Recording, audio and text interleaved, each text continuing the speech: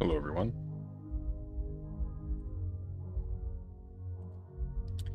Apparently it continued. And so shall we. How are we all tonight?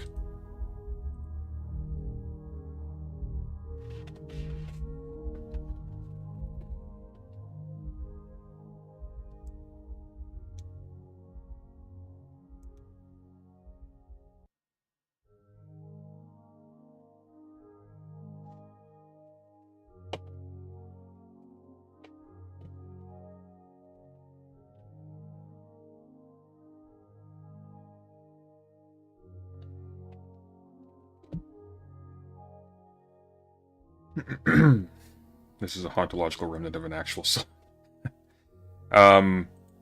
So it looks like Erudite, not so Erudite, messaged me in DMs.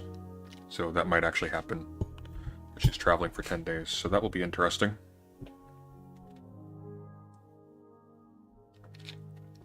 It will be very interesting.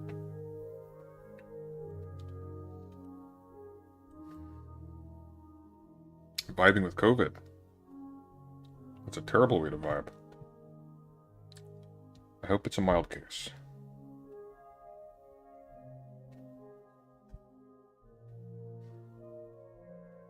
Alright, well, without further ado, I'm hoping this one doesn't take 3 hours. Let's get into it.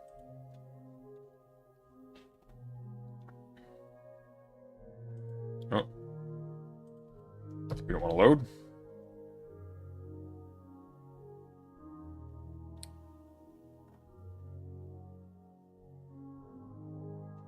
Oh, thanks for the $4.99 White Owl Wizard. I appreciate that. You have Vivid? Is that a mod?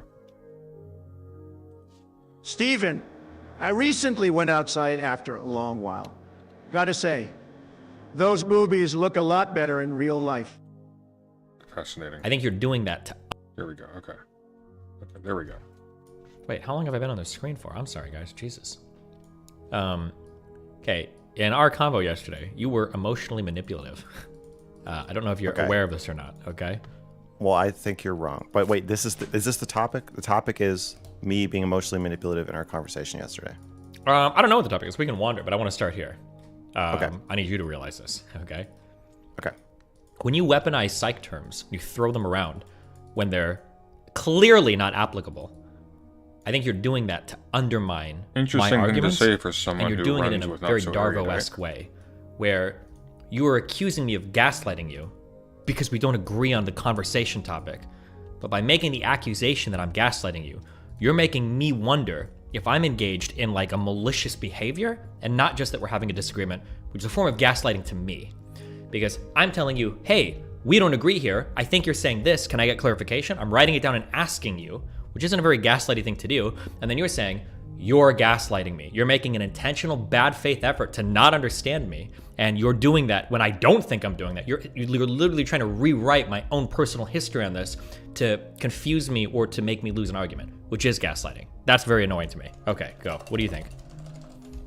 I think, I want to know if you think gaslighting means intentional. No, it doesn't have to be intentional. Okay. It really does. Do you think I was accusing you of that level of manipulation and obfuscation? If you're not making that accusation, then using the word is in and of itself abusive. So we can hop on either when you want. You're either abusive by meaning I'm gaslighting, or you're abusive by using the word when you don't mean it. So it's one or the other. Okay, I agree with that. I guess my question is, did you interpret... Okay, so when I said you were gaslighting me, I meant you are saying things that you know are not direct responses to what I'm saying, and that you know are unreasonably vague. And given the subject matter being that I think Fuentes is doing the same thing by intentionally muddying the waters, I'm very sensitive to you muddying the... And I feel like this happens with a lot of people I talk to, that they're muddying the waters in debates I'm having with them, and I don't know. I think it's like semi-intentional. Thanks to $5, Max. This comment goes from very bad to so good. I'm not trying to say you're doing this like big nefarious like thing. I'm just saying like the effect of what you're saying is when you say it's intentional, you're saying that I'm being evasive on purpose because I know that I'm incorrect on some given thing. Once you've levied that accusation, you've put me in a max hole that I can't escape from. Because now everything I say is either equivocation, or it's dodginess, or it's bad faith, or it's cowardness. Like, I've lost, you have taken the ability from me to respond substantively to anything you're saying by constantly cutting me off, accusing me of gaslighting. Like, I have no arguments now. Because everything I say is going to be either an equivocation or a dodge when you're asking me incredibly difficult questions. You're the equivalent of a conservative saying, what is a woman? And when I can't give like a one sentence answer, you're like, oh, you're dodging. You're being evasive. You don't have the exact answer. I actually agree with them on that. I Okay. think that the gender argument, Max. the only way a progressive can participate in the gender argument is to obfuscate. Because there's no answer. The idea of being trans, the way it is formulated, is inherently illogical. What does obfuscate mean to you? Why are you doing this, Max? You were doing so well. You did so well yesterday. Why? Blockade, or like derail, block, confuse, intentionally confuse the issue or introduce confusion into the conversation. Okay. Okay. Sucker. Okay. So when you're arguing with somebody about gender, my position is there's no such thing as gender, and sex is XY or XX, and that's it. And the only way, the progressive position is that we don't know. I'm not sure. Every progressive, they're going to defend trans ideology by saying, well, it's confusing. Sex is really confusing. There's stuff we don't know. There's stuff I don't know. If we had a machine that could detect, you gotta be fucking kidding me. Okay, I don't know. That's there fine. must be someone. There might be some. Who knows? It could be a possibility. And there's no way to actually argue with that because there is no position. They don't have a position, and that's fine. Like, if that's what progressives think, that they just don't know, then okay. But I guess my problem with this is that I need you or really want you to have a position, or to just like admit that you don't. Is there any way to introduce? What are you, Dan? You're fucking Jesus. Okay, sorry. What? Why would I share your screen of you playing fucking Hearthstone? Because you're doing nothing, and it's a good thing while you're doing this. You know, that's smart. Okay. Is it ever possible that you can introduce nuance into a conversation? Or admit that something is really complicated, so it's going to be hard to stake out a position in every circumstance? Or is that always obfuscation? No, it's obviously possible. That's why I'm calling it out. How do you determine whether or not I'm being nuanced? Meaning, I'm trying to say that it's more complicated than a simple, is X a Nazi? Or is X a woman? Why can't I say it's more complicated than that? Or how can I say it's more complicated than that without you just going, oh, you're being a bad faith gaslighter who's obfuscating? I think my determination on that is going to be based on you contradicting yourself. No, we're going to go through the whole thing, Max. You saying things that Okay, hold on. We're gonna go one thing at a time, and I'm gonna interrupt you when we do. Okay. So on the first thing, you said contradiction. Do you understand that you're begging the question when you say I'm contradicting myself? Because anytime I introduce more nuance, you're saying I'm obfuscating, which means anytime we disagree on this point of if I'm obfuscating or not, I'm by definition contradicting. That's not what so begging the when you say, question is. would you say Nazi here? And I say, well, I'd say Nazi here, but not here. You go, oh, that's a contradiction. I go, well, no, that's nuance. You go, oh, I can tell that it's not nuance. I can tell you're obfuscating because you're contradicting yourself. Well, no, that's part of what we're talking about. Go ahead. Okay, I feel like you're doing it right now, but I don't think it's nuance if you're elaborating or specifying like particular uses. If you're using terms, if you're insisting on something that somehow like negates the other usage and you want to use both, that's a contradiction in terms, and that's not begging the question. There's no begging the question here at all.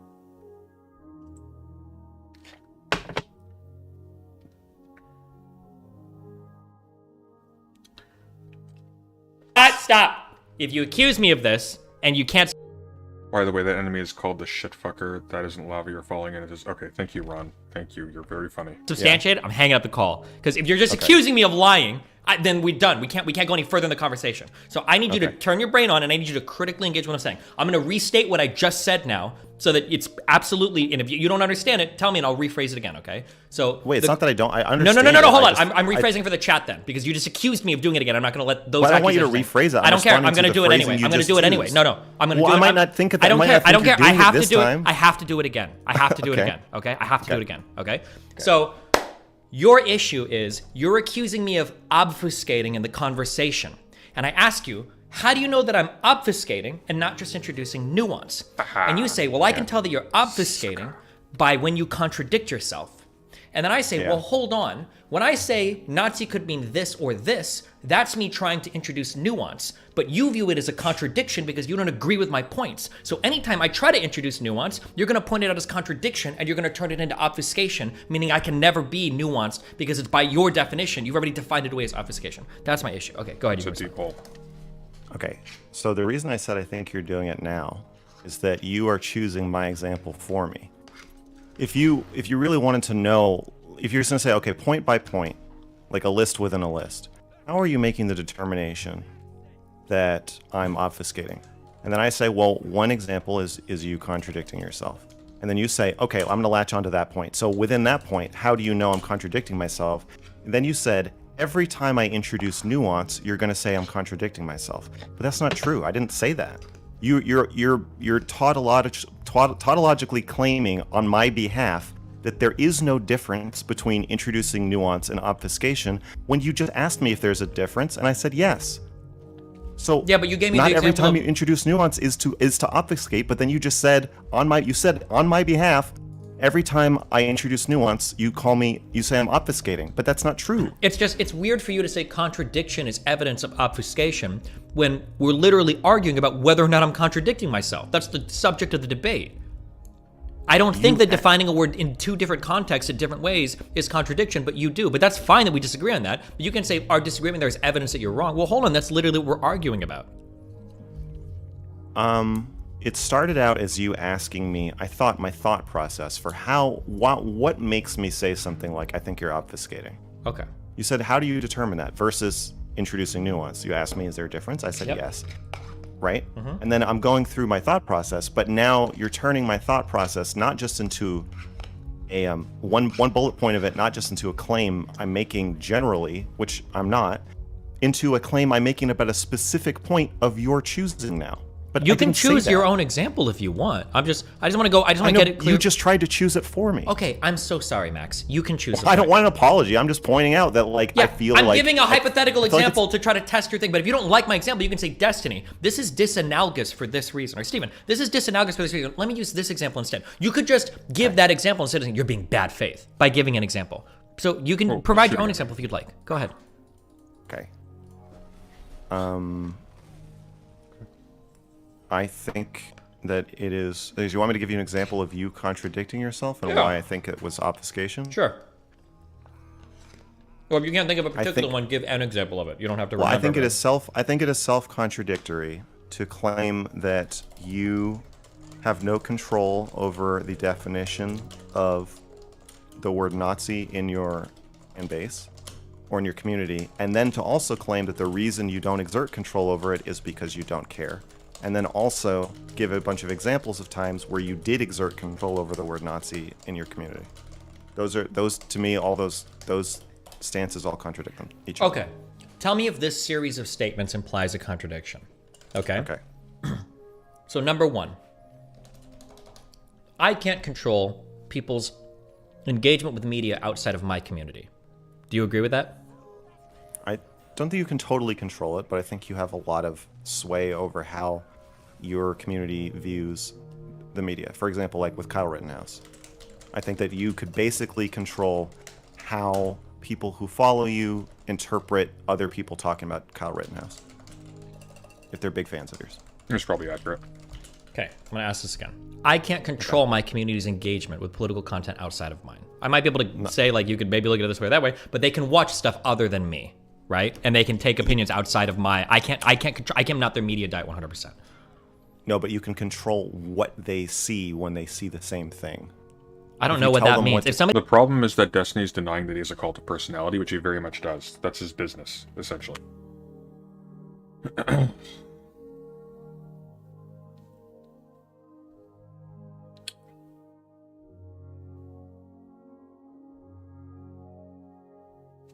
Yeah. Somebody turns my stream off and they go watch Hassan or Vosh, I've lost control of that viewer for a bit. No, you can totally control the narrative about other streamers and figures. If the person is like a huge fan of yours, You can absolutely color their view of anything you want. Can't So I don't- other I agree- people I agree. color their view of me? Couldn't Vash or Hassan color one of my viewers' views of me? Not the same way that you can. No, when somebody is a fan or a super fan of yours, like it doesn't matter what anybody else says about you. Okay, so the people in my subreddit that are on your side, of which there were many threads this morning, are those, I lost all of those people as fans, they're not my fans anymore? No, they are your fans. This is a temporary, like them viewing you as evasive or whatever. They're still fans of yours. Okay, though. so They- then, they still in love this you sense, and- another content creator, another figure, has influenced their view of something that's in a way outside of my control. okay, you just said like an hour ago on stream. You said why are we- you cannot. You said you cannot tell how people actually felt about the argument with me anymore because you went over it on stream. You said once I go over something on stream, that colors my audience's perception of it so much that I no longer can even ask them what they think. Okay, this is not a contradiction to anything that I'm saying right now. So I'm gonna ask the first question. We can deal with that subject later if you want. I'm gonna ask again. Okay. I can't believe that you're not willing to give this point. I do not control 100% of my viewers' media digest. That wasn't the statement, though. He wasn't saying that he controlled 100%.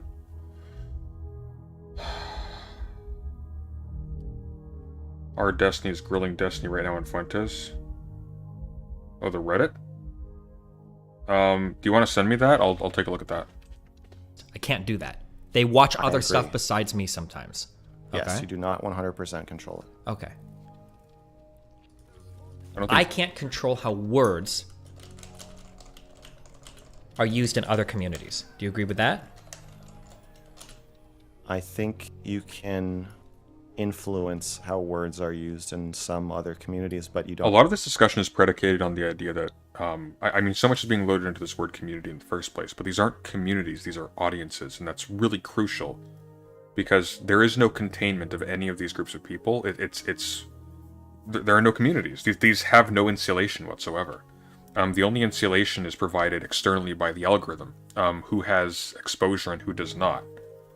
So people who have no exposure are insulated, but not in a particularly powerful sense, because they're only insulated because they aren't as discoverable. So they're relatively insulated, but people within that community are still like constantly going out and looking for, especially people who are like stands of like smaller channels, for instance, like mine. A lot of them are looking at larger channels that they're already aware of, and they're trying to facilitate engagements. So.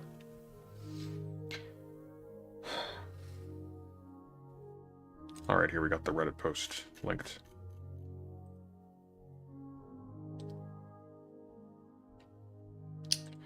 Thank you, Max.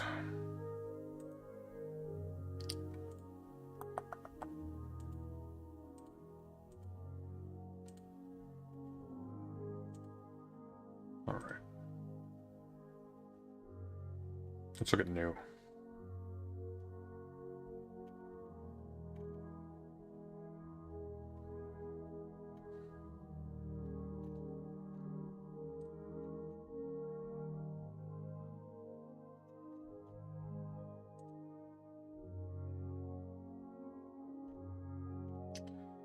Destiny's incorrect. Nick Fuentes does not really meet its definition for Nazi. 1. High level of conspiratorial anti-Semitism, insidious plots, 2. Institution or desire to... I don't care about this. Oh, just scroll through.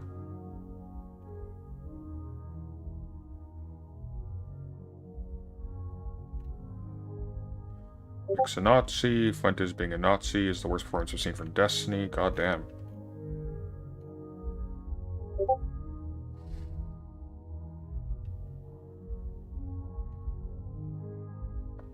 Nazi is to Destiny what socialism is to Richard Wolff. Huh. Oof. Oof.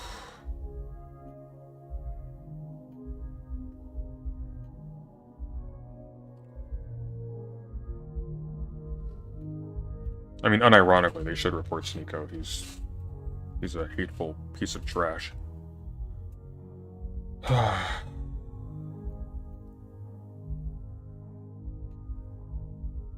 Destiny is not a popular boy in this subreddit.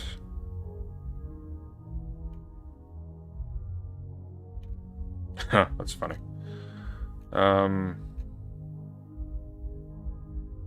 Lovely.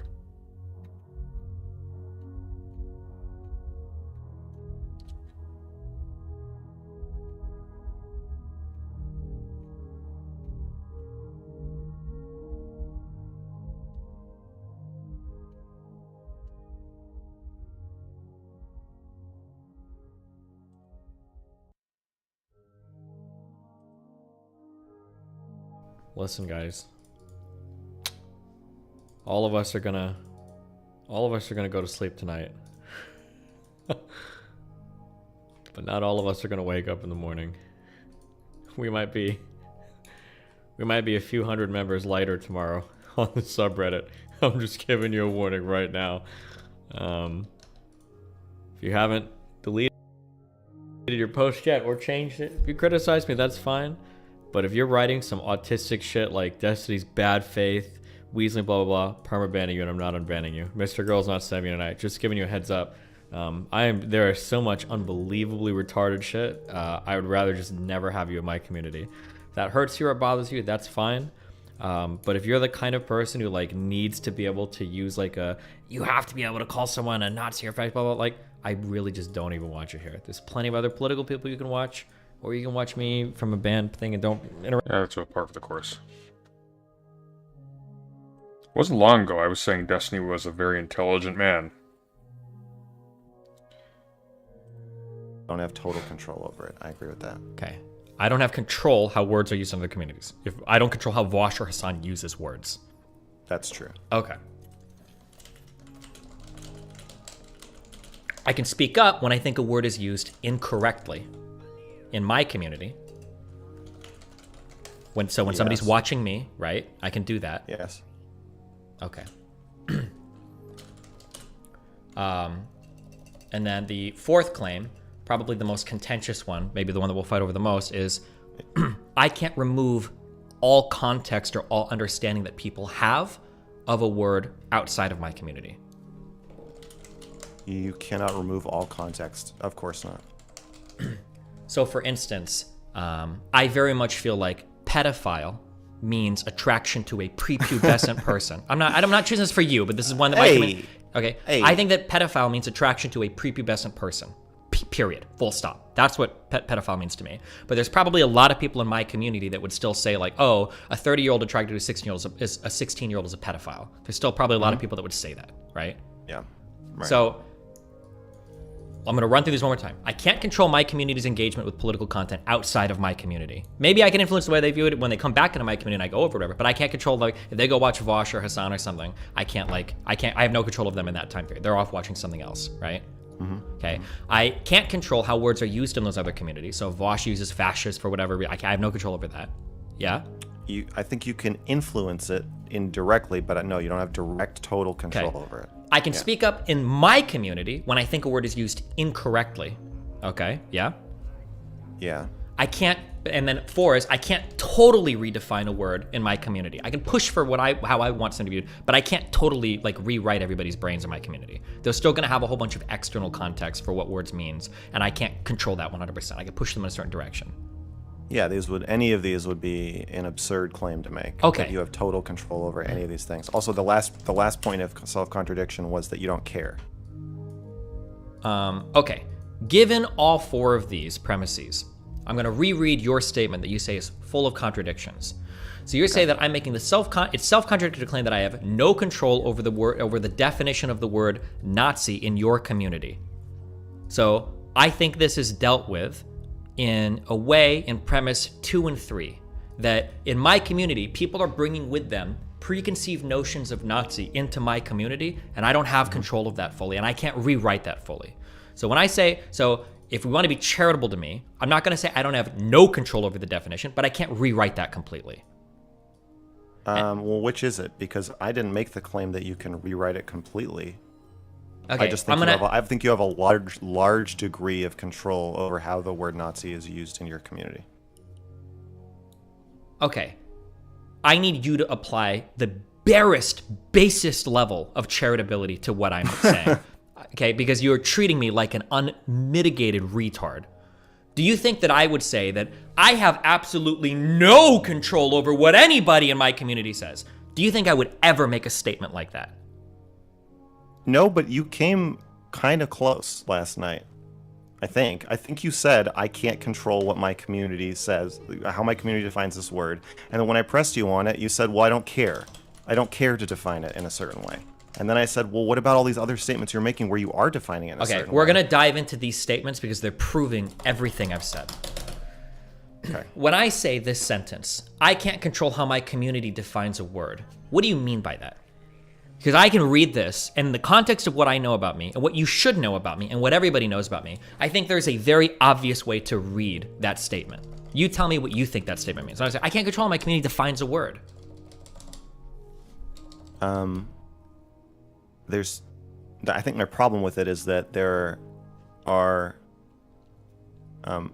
I did not interpret you as meaning 100% control. And I don't think you interpreted me as meaning 100% control. I don't think either of us thought that the other person meant that. And Okay. yet, in your counterexample here, you're asking me, do I have 100% control? Which I don't think is relevant because I don't think that's what either of us meant. So I assume, when I say you have control over how people use this word, I assumed you know that I mean you have a large degree of control. That you're not going to see a DGGer saying pedophile the same way a Voshvan does because of you, because you have changed how they think of that word. Potentially. Okay. But So focusing just a on this, reasonable, general I amount of can't. control. So when I say I can't control how my community defines a word, what do you think I'm probably saying there?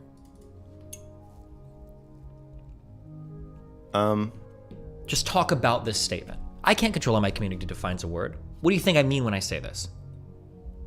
I think this is my problem, I guess. It sounds like, I guess my immediate thought is compared to what? So if you're saying I don't have total control, that's obvious, but then it doesn't mean anything. If you're saying I only have some control, then I'm obviously imploring you to use whatever control you do have to this effect. Okay, now And this if you're is an saying you have argument. no control, no, that's this is obviously good. not true. That's fine.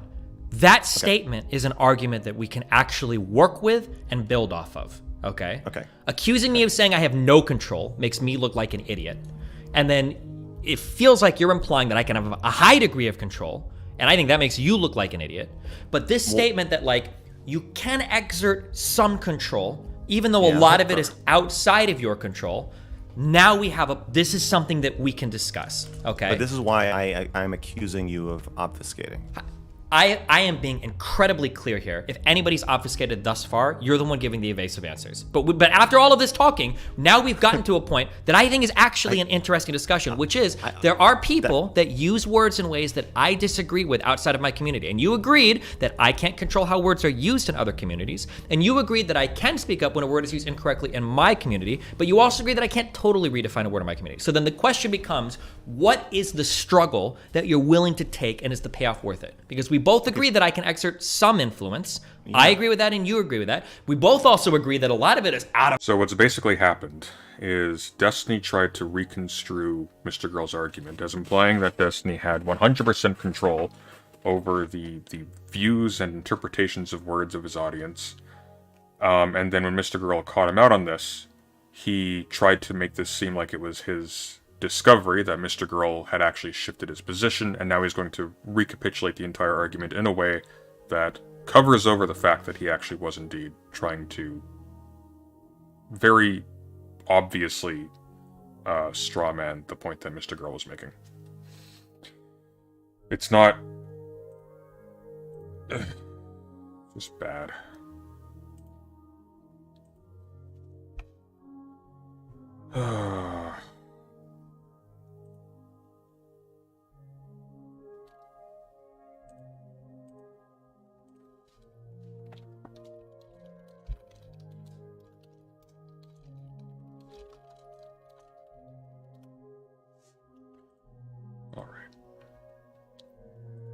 I was gonna have a guest on tonight. Somebody was mad at me on Twitter. I guess they lost their nerve.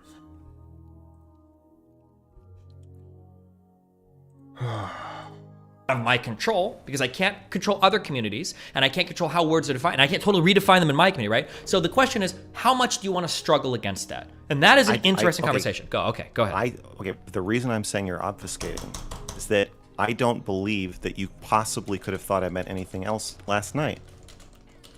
You don't think I meant that you have total control, and you don't think that I thought you meant you have zero control. The problem is that when I would bring up an example, and when I would say, these words are used so far, they have so many different meanings now, I don't want to struggle against all of those other external meanings. I don't want to sit here and have to redefine or try to define Nazi, rapist, homophobe, whatever, in my own stream. You would always say, well, are you saying you have no control over the words? Are you saying that the community is outside of your control? You can't guide them at all? I knew you weren't saying that. Okay, well, that's what it felt like to me as an emotional retard creature. That was what I was hearing over and over and over and over again. I don't think you're... Correct. You didn't say I was hurt. You said worse. You assumed that I was being malicious. So it's even worse than being dumb. You assumed that I was being intentionally bad faith by saying gaslighting and evasiveness. I'm gonna settle on semi-intentional. Okay. But my sense is now that if you really wanted us to have a shared understanding of what I mean when I say you have control over how your community uses the word Nazi or how they think of the word Nazi, I think that you would offer back a good faith interpretation of that statement. You would say, okay, so you're saying I generally have a lot of influence over how people use the word Nazi in my community. Got it. And I would say, sure. Like, I'd be pretty amenable to that. Like, do you really think I'm going to counter that with saying, no, Stephen. I'm saying you have total 100% control over how I do think you would try to nail me down that, because the issue that I'm having, and this is why I was writing down and trying... insane. You're saying that, but I think it's insane of you. You don't know... I need you to admit this. You don't know if Nick is a Nazi inside of his mind. You can't know that. It doesn't matter. It doesn't matter. He's an advocate for politics that can be adequately described as Nazi. It doesn't matter.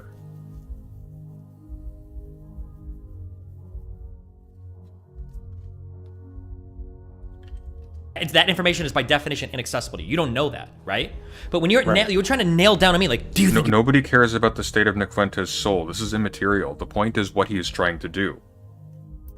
Like technically, we don't know that Destiny isn't internally a Nazi. It doesn't matter, though. That's irrelevant.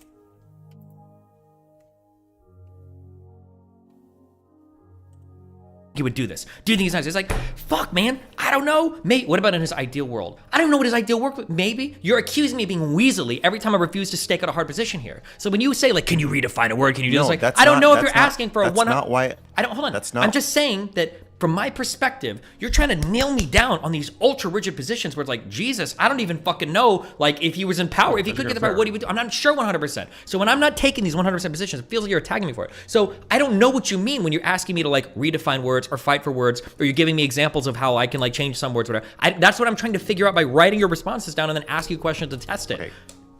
I disagree with your statement that I'm calling you weaselly for not taking a firm stance.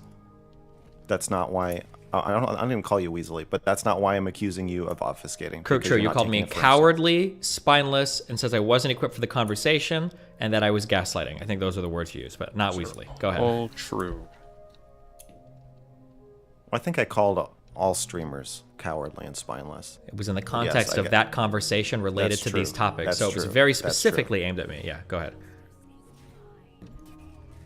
Well, are you saying you're mad or hurt that I used those terms, or are you asking me to defend my stance? No, I'm not mad or hurt. I'm frustrated because once these words are brought out, the argument ends. We can't have a back and forth anymore because now you're telling me what I think and you're not listening to what I'm saying because you've already decided, oh, he's lying about this. He's being bad faith. But the implication of that is that you never obfuscate, but maybe you do. The problem is we're having an incredibly complicated conversation about incredibly broad political labels that I believe 90% of people could not accurately identify today. And you're saying, oh, you're not giving a rigid definition of this, you're obfuscating. I'm not obfuscating. I'm just acknowledging the hardcore political realities that we live in today. That's not why I'm saying you're obfuscating. Why are you It's saying I'm not because- obfuscating? Okay, I'm sorry. Hold on. I'm writing this down word for word. Okay. Why am I obfuscating? I think you are straw manning me with a completely untenable position by saying that if I say you have control over how your community defines this word, I must be saying you have 100% control over how your community uses the word. Okay.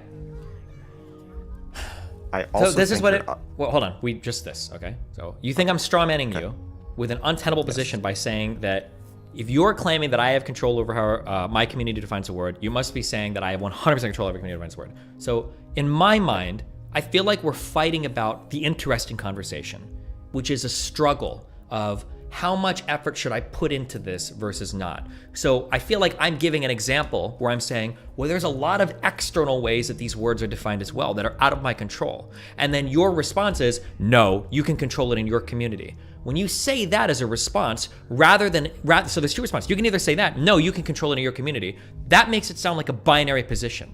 But if you were to respond to me instead and you were to say, well, yeah, there is a lot of external content there that you can't deal with, but like, I think it's worth it for you to fight against that in your community, even if it's not a 100% thing, to try to like maintain some like level of, and you're gonna have to fight for it all the time, of this word's definition of community. Like a response like that would be like, okay, well, let's talk about how much we should fight for the definition. But that's not what it felt like when I was pushing back for these are why I don't fight 100% on these things. It sounds like you were always giving me a counter. It's like, oh, so you're saying this, or oh, well, you don't think that. Well, no, that made it felt like it was binary from you. That's the feeling. Okay. Yeah. Because I'm- we I'm both not know that saying- I would never say I have no control and I have total control. Both of those things are false. We both know that both of us, I would hope in Yeah, this but conversation, think I've both. never seen two grown men in like their mid-30s complain about their feelings so much in an online conversation. It's very bizarre. Those statements are false, right? It feels like a derailment when you even introduce either of those concepts, because neither you're not going to say you have zero control. Wait, does Destiny really think that 90% of people don't know what Nazism refers to? Yes, that's exactly what this was argued ad nauseum in last night's stream. Last night? Yesterday morning? Something like that. And I'm not going to say you have total control. So, and this is the same thing with whether Nick is a Nazi. It's the same. I feel like it's the same obfuscation. What I'm asking you is, what is your personal assessment? Is he a Nazi? Is he not a Nazi? Or do you not know? But when I press you on that at different times, I get different answers. That feels like the obfuscation. If you just said, I don't know, and I don't care, then I'm not going to say you're obfuscating then. I'm not trying to reach into your mind and say that like you're contradicting your inner thoughts. I'm saying the things you are saying are contradicting other things you're saying, and then you're positioning me as being unhappy that you don't know the answer to my question or that you won't take a firm stance. My problem is that you are taking multiple contradictory yet also kind of firm stances and introducing confusion. I think the confusion serves to give you a defense of how you're handling Fuentes, but it also serves as a defense of him. And I think that by saying that I'm unhappy that you don't have a firm, that you can't read his mind, like that's such a crazy straw man. No, I'm not saying you should read his mind or that reading minds is possible. That's not what I'm saying. I'm saying based on all the information you have about him, I think it's kind of important for you to make an assessment of whether or not he's like a genocidal crazy person who wants to kill people if he comes to power, or to whatever extent you think that is true. I do think you need to assess that. Okay, here's what's happening, okay? Okay, all right. You're saying, is he a Nazi? And I'm saying, I'm not sure. And you're pointing out, well, you said he was a Nazi here. You said he was a Nazi here. Here you joke that he's a Nazi. Here you allude to him being a Nazi. Here you say he's not a Nazi, and right now you won't call him a Nazi. And you're saying that I'm obfuscating by not answering the question. Is that a fair summary of what you're saying? Yes, but I just want to again be clear that my problem is that all those statements contradict each other, not your current answer or your current thinking. Sure. And my assertion is none of those statements are contradictory. But the problem is we're fighting over the statement, is he a Nazi? and you think that the question you're asking me is Nick Fuentes a Nazi? That's not the question that I'm dealing with. The question I'm dealing with is, what is a Nazi? That's the question. Insofar as Nazi is a strictly defined term, I can clearly compare it to Nick's stated positions and figure out whether or not he is or is not a Nazi. So for instance, if we go by the definition of he was part of the National Socialist Party, he's not a Nazi. If we go by the definition of has some vague anti-Semitic beliefs and is fascist, he might be a Nazi or is a Nazi. If we go by this or that... Do you think his anti-Semitic beliefs are vague? Yes, absolutely. Also, the influence of like formal fascism on Nazism sort of makes this a moot point of distinction anyways. Okay. Because he doesn't currently advocate for genocide or ethno-states. He doesn't currently advocate for, well, it depends now on how we define anti-Semitic, I guess. Anti-Semitic in reference to Nazi, or anti-Semitic in terms of like just doesn't like Jewish people. Whatever you meant when you used the word. Well, if I'm you going don't know, by your hold on. definition. If you don't know what I meant when I used the word, then for you to say, well, don't you think he is that, when you don't even know what I mean when I say that, I'm not saying disingenuous intention from your part, but you're asking me an empty question. You don't actually even know what I'm saying at that point. One of us is being disingenuous when that exchange happens. I agree, and we both think it's the other. I don't think we're both being disingenuous. I think that we both think have in it's our mind an disingenuous. understanding of what anti-Semitic means. That's the whole point of this conversation. I think you're being disingenuous when you say he has vague anti-Semitic beliefs. Do you agree? I believe that you have a definition of anti-Semitic, and you have a definition of specific, and I believe that Fuentes' beliefs meet both of those criteria. Okay. Do you believe that different opinions of what could be anti-Semitism exist? Absolutely. Okay. So then if that's the case, when I ask, or when you ask, is Nick Fuentes anti-Semitic, we have to define that. If I just say yes or no, we could be both talking about different things, right? We could, but I trust you to have a pretty reasonable definition of anti-Semitic. No, not when we're literally debating the meanings of these words. Oh, These are such the a beetle dick. in the We're boxes. not. Wait, like, you don't know what anti-Semitic means when I say it. Okay, I think that's an obfuscation to say that that's what we're doing. Okay, here's a question. Is somebody that makes an anti-Semitic joke an anti-Semite? No. Okay, is somebody that thinks that Jewish people have a disproportionate outlay of control of media or entertainment in the United States anti-Semitic?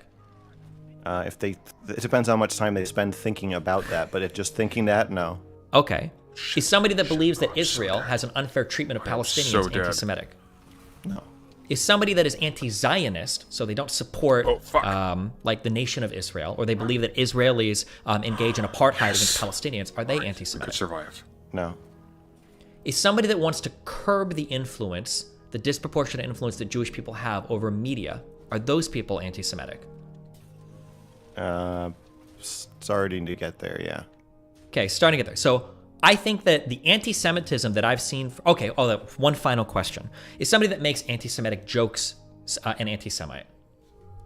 I think it depends on the context or how Sure. often. At some point, if you keep making anti-Semitic jokes, at some point, I'm going to start thinking of you as hating Jews. Yeah. Sure. So, but I don't agree that this is the conversation. Like, well, hold on, I feel no, like this this is whole line. This is the conversation. You don't want to have it. I don't agree. I know. We You're wrong, disagree about but what you're the wrong. conversation is. This is Okay, the conversation. okay. This Okay, I because just you're need to- saying I you're just asking need to me make this is clear that somebody, I don't- That's I fine don't that you think think what that. you're doing- You're asking me is Okay, somebody okay. X, and I'm telling you we need to define X, and now we're walking through now, and you can see how complicated it is to define X. I don't agree. I guess You're wrong though. This isn't a agree or disagree. So it's up to You're you. wrong. It's up to you. It's up to you. I can either make my case for why I don't think this is the right conversation, why I think it's obfuscating to frame it this way, or we can stay in your frame and I'll continue down your line of questioning. I'm happy to go either way, but I do need to interject and say that I don't think this is right. I'm trying to point out to you the futility of the initial question, is he a Nazi? The first qualifier we're getting to Nazi is anti-Semitism, and you've already admitted that who is considered anti-Semitic can be up for discussion. There's a broad range of what is considered anti-Semitic. If there's a broad range of what is anti-Semitic, there's probably a broad range of what is a Nazi, so asking the question, is he a Nazi, is by definition, is definitionally an open-ended question. But when I point out I don't agree with that. it logically follows. It's deductively true. I don't agree with that, and I don't agree with. That's not what deduction means, Destiny. It doesn't. Oh god. That's actually painful. That is physically painful to listen to. Okay, deduction means that it follows from the premises. You're not speculating on the basis of the evidence to anything.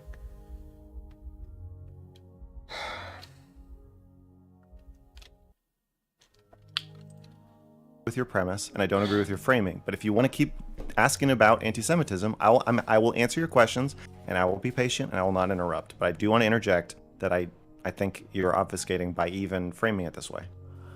Okay, I think it's going to be impossible to move me off of this framing, but if you make a very compelling argument, I can be moved, so go for it. When I talk about the definitions of these words, I'm talking about your definition. You don't know what my definition is on any of these words. That's right. Absolutely, I don't. But I know you decently well, and I trust you to formulate a definition of anti-Semitism that I would probably agree with, or that I think has utility.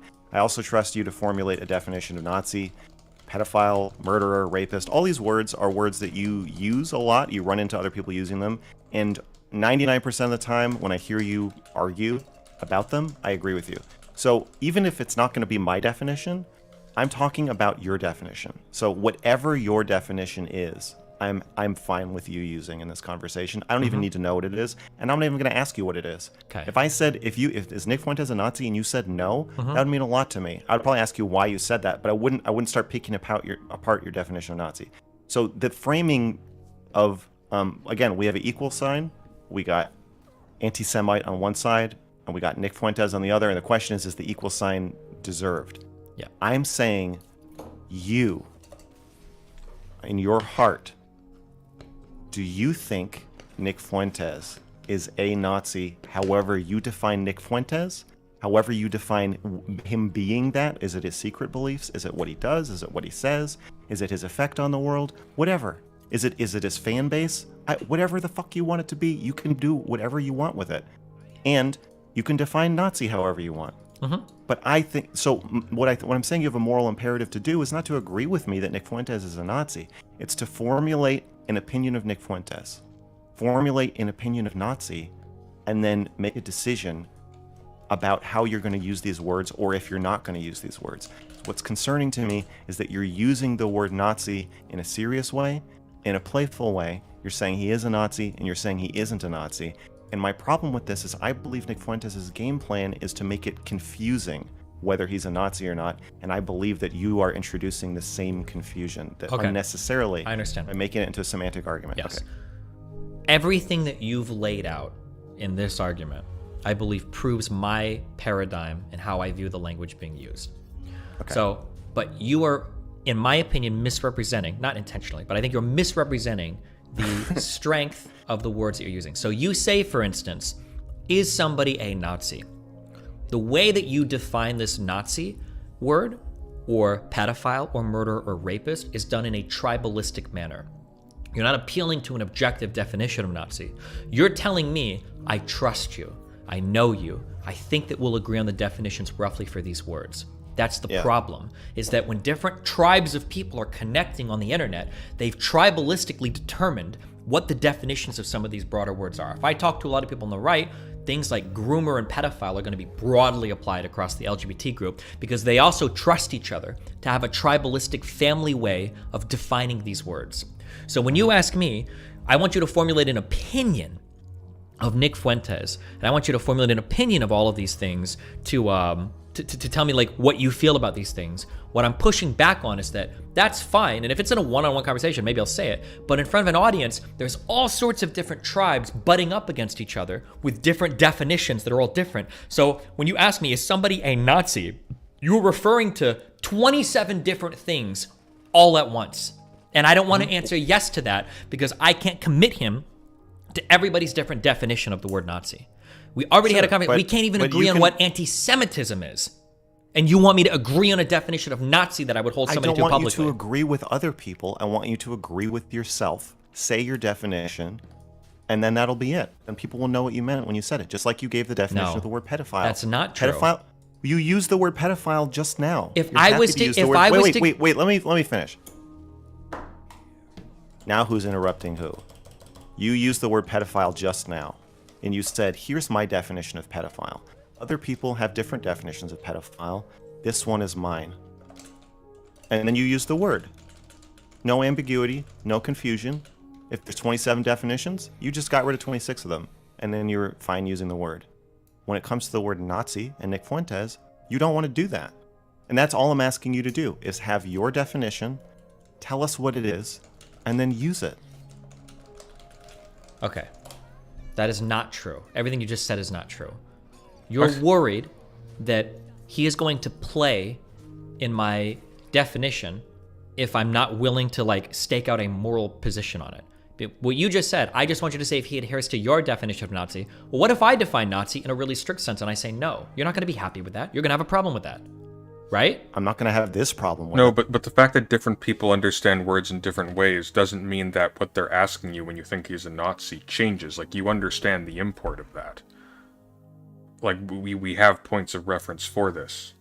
What they mean is precisely the description that you gave. Like, yeah, he's probably like a fascist ethno nationalist. He'd probably be likely to commit genocide if he was in power. That's what they mean. Like, it's a really like basic bait and switch he's doing. It's actually kind of astonishing that he thinks that this will wash with his audience. I guess maybe that speaks to his audience. Like, it's really basic. It's bizarre that this is allowed to fly.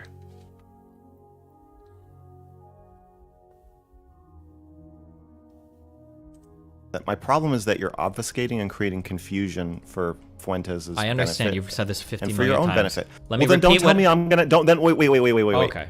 Then when you say you're gonna have a problem with What's it, really rich about this is that he will refer to the left or leftists or whatever with like total certainty and confidence, as if he knows exactly what this refers to.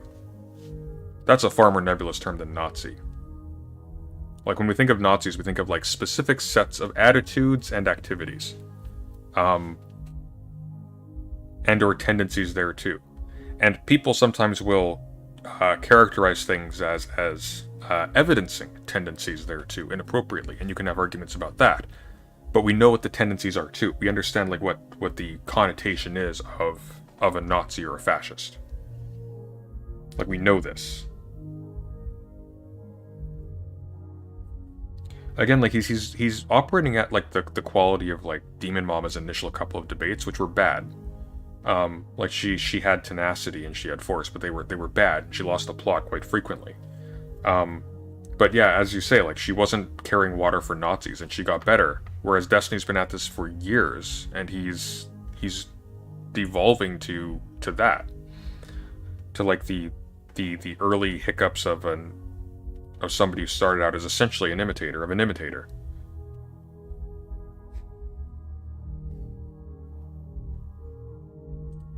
like, yeah, I might not like it if you say the word Nazi is relegated to only describe people who are dead.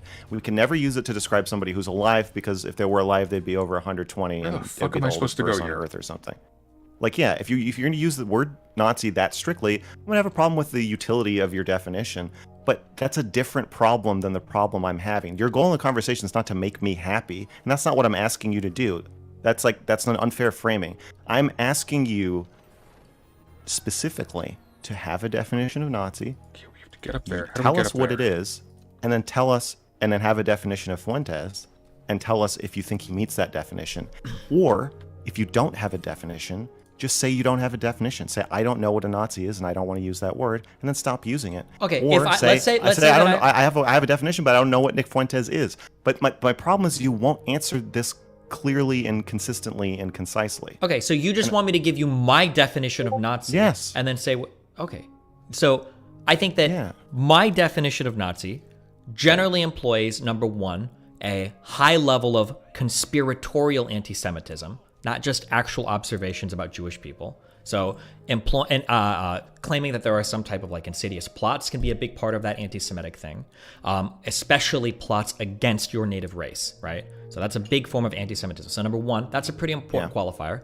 Number two is usually some sort of outward violence, or at the very least state-sponsored violence against ethnic minorities or other undesirables. So for instance, having like a state-sponsored plan to export or kill certain people of certain ethnic groups, or certain people of like LGBT persuasions or other types of quote-unquote undesirables, right? Okay, and can then I ask a clarifying question? go ahead. Does wanting state-sponsored violence count, or you're saying you have to actually act in state-sponsored violence? No, it'd be the desire for it would make you Okay. right. And then thirdly is generally Nazis want to build some form of fascist state.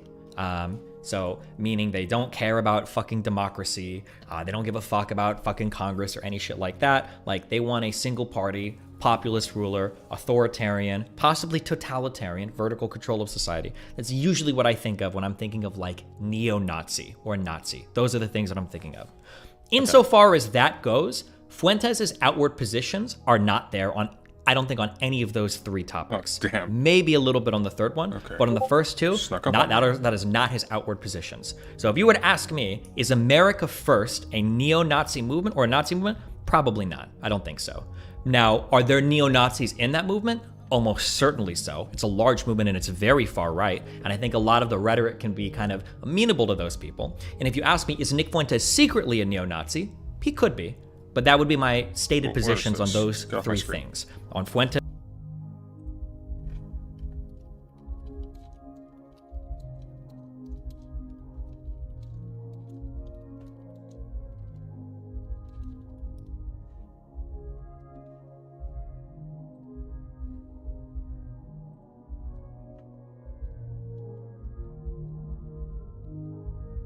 Sorry, just speak of the devil, Mr. Girl decided to DM me just now. Unrelated to this.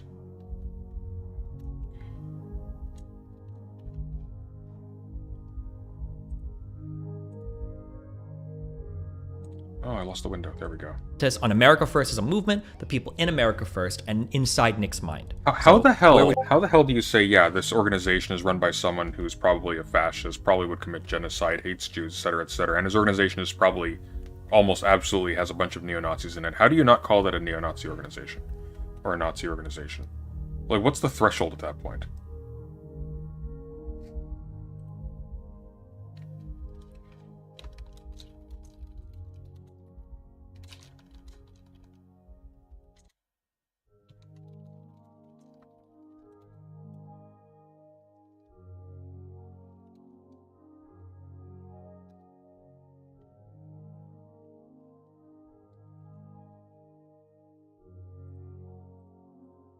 Where'd you go then from there? I want to ask you just bullet point by bullet point. Go. You don't believe that Fuentes engages in conspiratorial anti-Semitism? I haven't heard it as part of his stuff recently, but I could be shown clips that would convince me otherwise. Let me give a quick example of the two of these things. So if he says something like, I think that Jewish people all tend to vote or push politics in a certain way where they're kind of like, they want to always support Israel and they're kind of like fucking always looking out for themselves and shit, and it fucks the rest of us over a little bit. I don't think that that rises to the level of Jewish conspiracy. But if he says something akin to like what Lauren Southern used to say with The Great Replacement, where he's like, I think there's a plan where these people are intentionally trying to eradicate white people, then that rises to a level of like Jewish conspiracy. I'm just saying, based on what you... Okay, but he did that. We have this on record. You don't know about this? How do you not know about this? Somebody had this in your Reddit for days prior to this.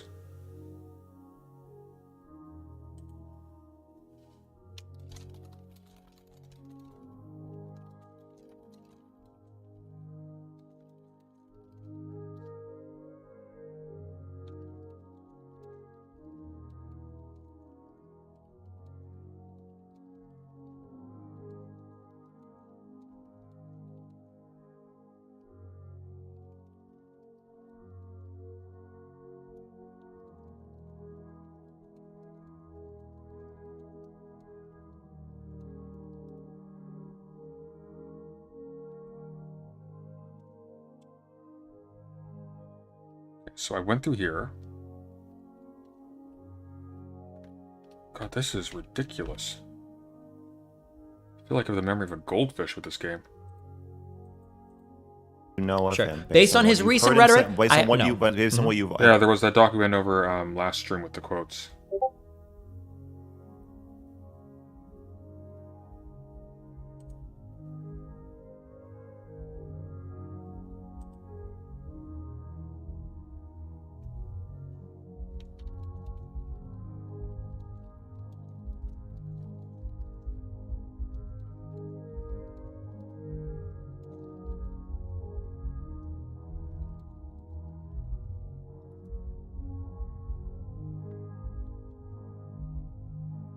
Already heard him say. Yeah. Ask him if he saw your Destiny Rose wrist video. I'd be surprised if he hadn't. He mentioned stuff that was cited in it.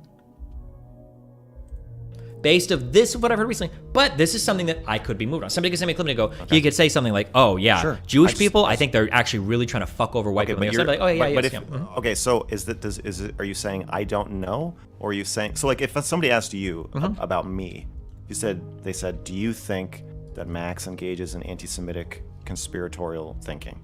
Or No, has absolutely, I don't think so. anti-Semitic I've never heard you even flirt with the ideas before. Okay, so at somewhere between me and Nick, or Lauren, us flip switches, or a switch flips, and then you say, okay, now I think you're maybe blah blah. So, are you saying you don't know? Are you saying probably not, yes or no? He's never brought it up anywhere in a convo with me or alluded to it in a That debate doesn't that I've happen. seen him have, and I haven't been presented with content. So, but obviously his ideology lends itself towards those types of beliefs. So it's possible, but I wouldn't accuse him of having those beliefs because I haven't heard them. I haven't had them presented to me. I've had a lot of people email me about shit that he says and things. Yeah. Are you not willing to give a one-word answer? No, not on this. No. And I think asking for one is bad faith. I would make that accusation. Because clearly it's I don't care. I think it would be bad. I think it would be bad faith for me to attack you for not giving one. Okay. But I want one, and if you don't want to give it, that's fine. Okay, what is your one-word question? I guess the choices I would give you are the question is, does Nick Fuentes engage in anti-Semitic conspiracies? Or traffic in them? Yeah, I'd Even say better. no, but it would be based on what I've seen so far. My mind could be changed to that. Somebody can send me a clip in it, but as of what I've seen so far, no. Okay. Was And that then when he what was hit? the second criteria for being a Nazi? It wasn't fascism. Those are it wasn't rockets. Dictatorship. It was. It's usually calling for like violence violent pogroms or pogroms and shit like that, and like trying to like Yeah. put people in camps of like undesirables and ethnic people. Yeah. Okay. Poor Yorick. Do you think that Nick Fuentes wants to do that? I haven't seen it. I haven't heard him seen Oh, it. not good. And it seems like he speaks to the We contrary have of found. Answer? the answer. found Would be the no, I secret. don't think he engages in that. No. Okay, so no conspiracy, no Oh my anti-Semitic God, conspiracy, no desire I don't for like violence this. I am against not minorities. happy. Yes. No, as in yes, as in no. Yeah. Right, got it. Okay, and then the third one is fascism. Fascism, I'm not as sure because he says weird shit about how he wants like a Christian monarchy. I don't know what the fuck he means by that, if he's actually sincere on that. I know that his group, he tries to get people to engage with the political system. So, like, he went up and supported Laura Loomer and shit. He might be illiberal. He might be anti-democratic, though. I don't know if he would, like, lean full into fascism. It seems like he could or would, but I don't hear him talk about forms of government much. It feels like he's mostly concerned with getting his people to engage in the current political system. But he could easily be a fascist, or that's what like his end goal would be. I'm just not sure. I mean, if fascism isn't a form of government, is the crucial point. It's a state ideology oriented around the state. It's. You can have fascism with several forms of government, technically.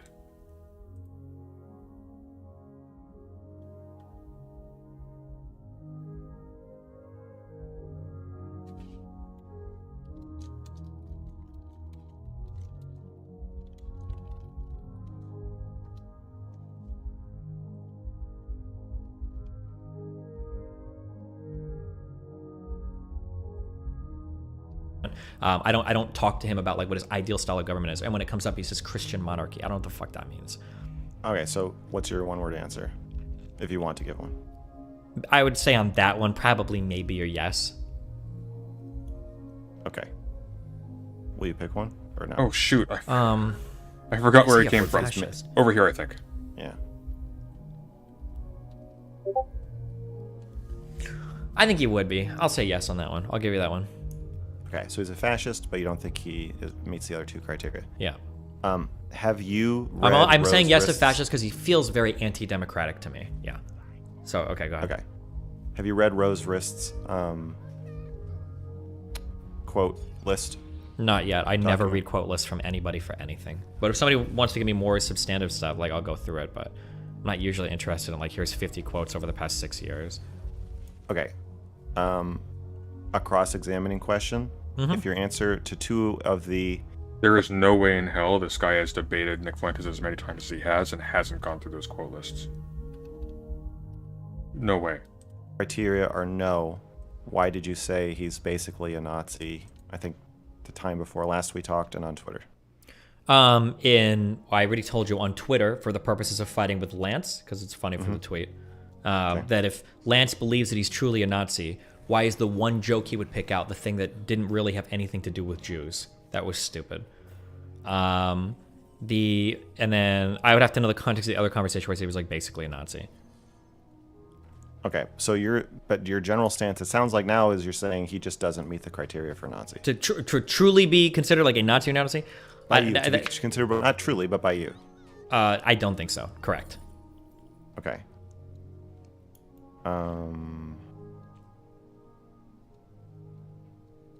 Do you see my concern about the vagueness introduced by using that words in different contexts and different ways to describe him? If he, even if he's just a fascist. Oh, fuck, I'm hitting every single one. Creating a is he or isn't he narrative. Do you see how that, do you see how that helps Trump in a way where then all the people... No, I see how you think it does, but I disagree with all of that. I think that all of these words are fucked, regardless of my input. Regardless of your input, do you see how a is he or isn't he a white supremacist narrative helps Trump? Oh my god. Oh, this is... Sure, I can, but I think This is people the calling him a white worst. supremacist helps Trump. I would accuse them more than any of the is he or isn't he people. We're still alive. It's okay. No. I'm not saying the is he or isn't he people. I'm saying just the whole narrative around him being confusion around is he a white supremacist. I don't think Trump is a white supremacist, but I think the idea... progressives clinging to the idea that he is actually helps him because it really sucks the air out of any criticism of him. What? Say that again? Progressives clinging to the idea that Trump is a white supremacist helps him because there just isn't a lot of evidence that he is, and he doesn't seem like one. Okay. Do you see how that confusion around that helps him? Yes. Okay. Do you see, from my perspective, that if Fuentes...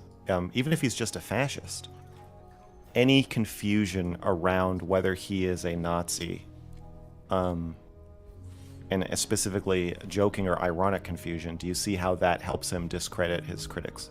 Yeah, it could, yeah. Okay. So, so I feel like if you're saying he's basically a This is Nazi, bad. if you're jokingly calling him a Nazi, but then if you're saying you don't very think he bad. meets the criteria for Nazi, but he meets the He's close enough for me to joke about it. Like, I might joke about Hassan being a tanky, but Hassan is absolutely not a tanky in any strict definition of the word. Neither is Vosh, but I might joke about it sometimes. Yeah, so I'm concerned about you joking about it with him because you're saying he meets the worst criteria. The worst part about Nazis is that they're fascists. I disagree. So like if somebody if somebody wants to kill you, but they're gonna vote on it, then that's not that big of a problem. Somebody engages in conspiracy. Wait, hold on. What do you mean that's not that big of a problem? We were a democracy with slavery for 100 years. Over 100 years. How do you mean that's not that big of a problem? The Democratic Party of the United States didn't keep it from doing atrocities. Yeah, it's a big problem, but I don't think it's as big of a problem. I'll put it that way. Oh, it's dead already. Okay. Okay, good. Okay. I think that Nice. engaging in anti-Semitic conspiratorial thinking. Okay. I'm saying if somebody. What I'm saying is that there can be somebody just wanting to kill you, or wanting the government to kill you. Yes, it's a problem if enough people are unified in their beliefs about that, and then they start. Destiny does have a point here.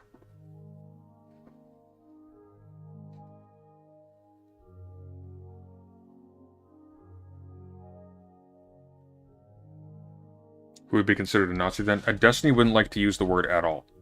I don't think... here's my issue with this. I'm okay with doing away with the word Nazi, because the other terms that he uses to distinguish from Nazi are just as bad. It's just as bad. It's not... There's no improvement.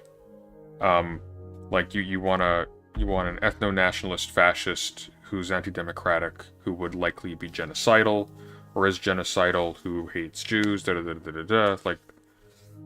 If that tastes better going down, we'll call him that. It seems like Nazi's more efficient and conveys a lot of the same stuff, if not all of it.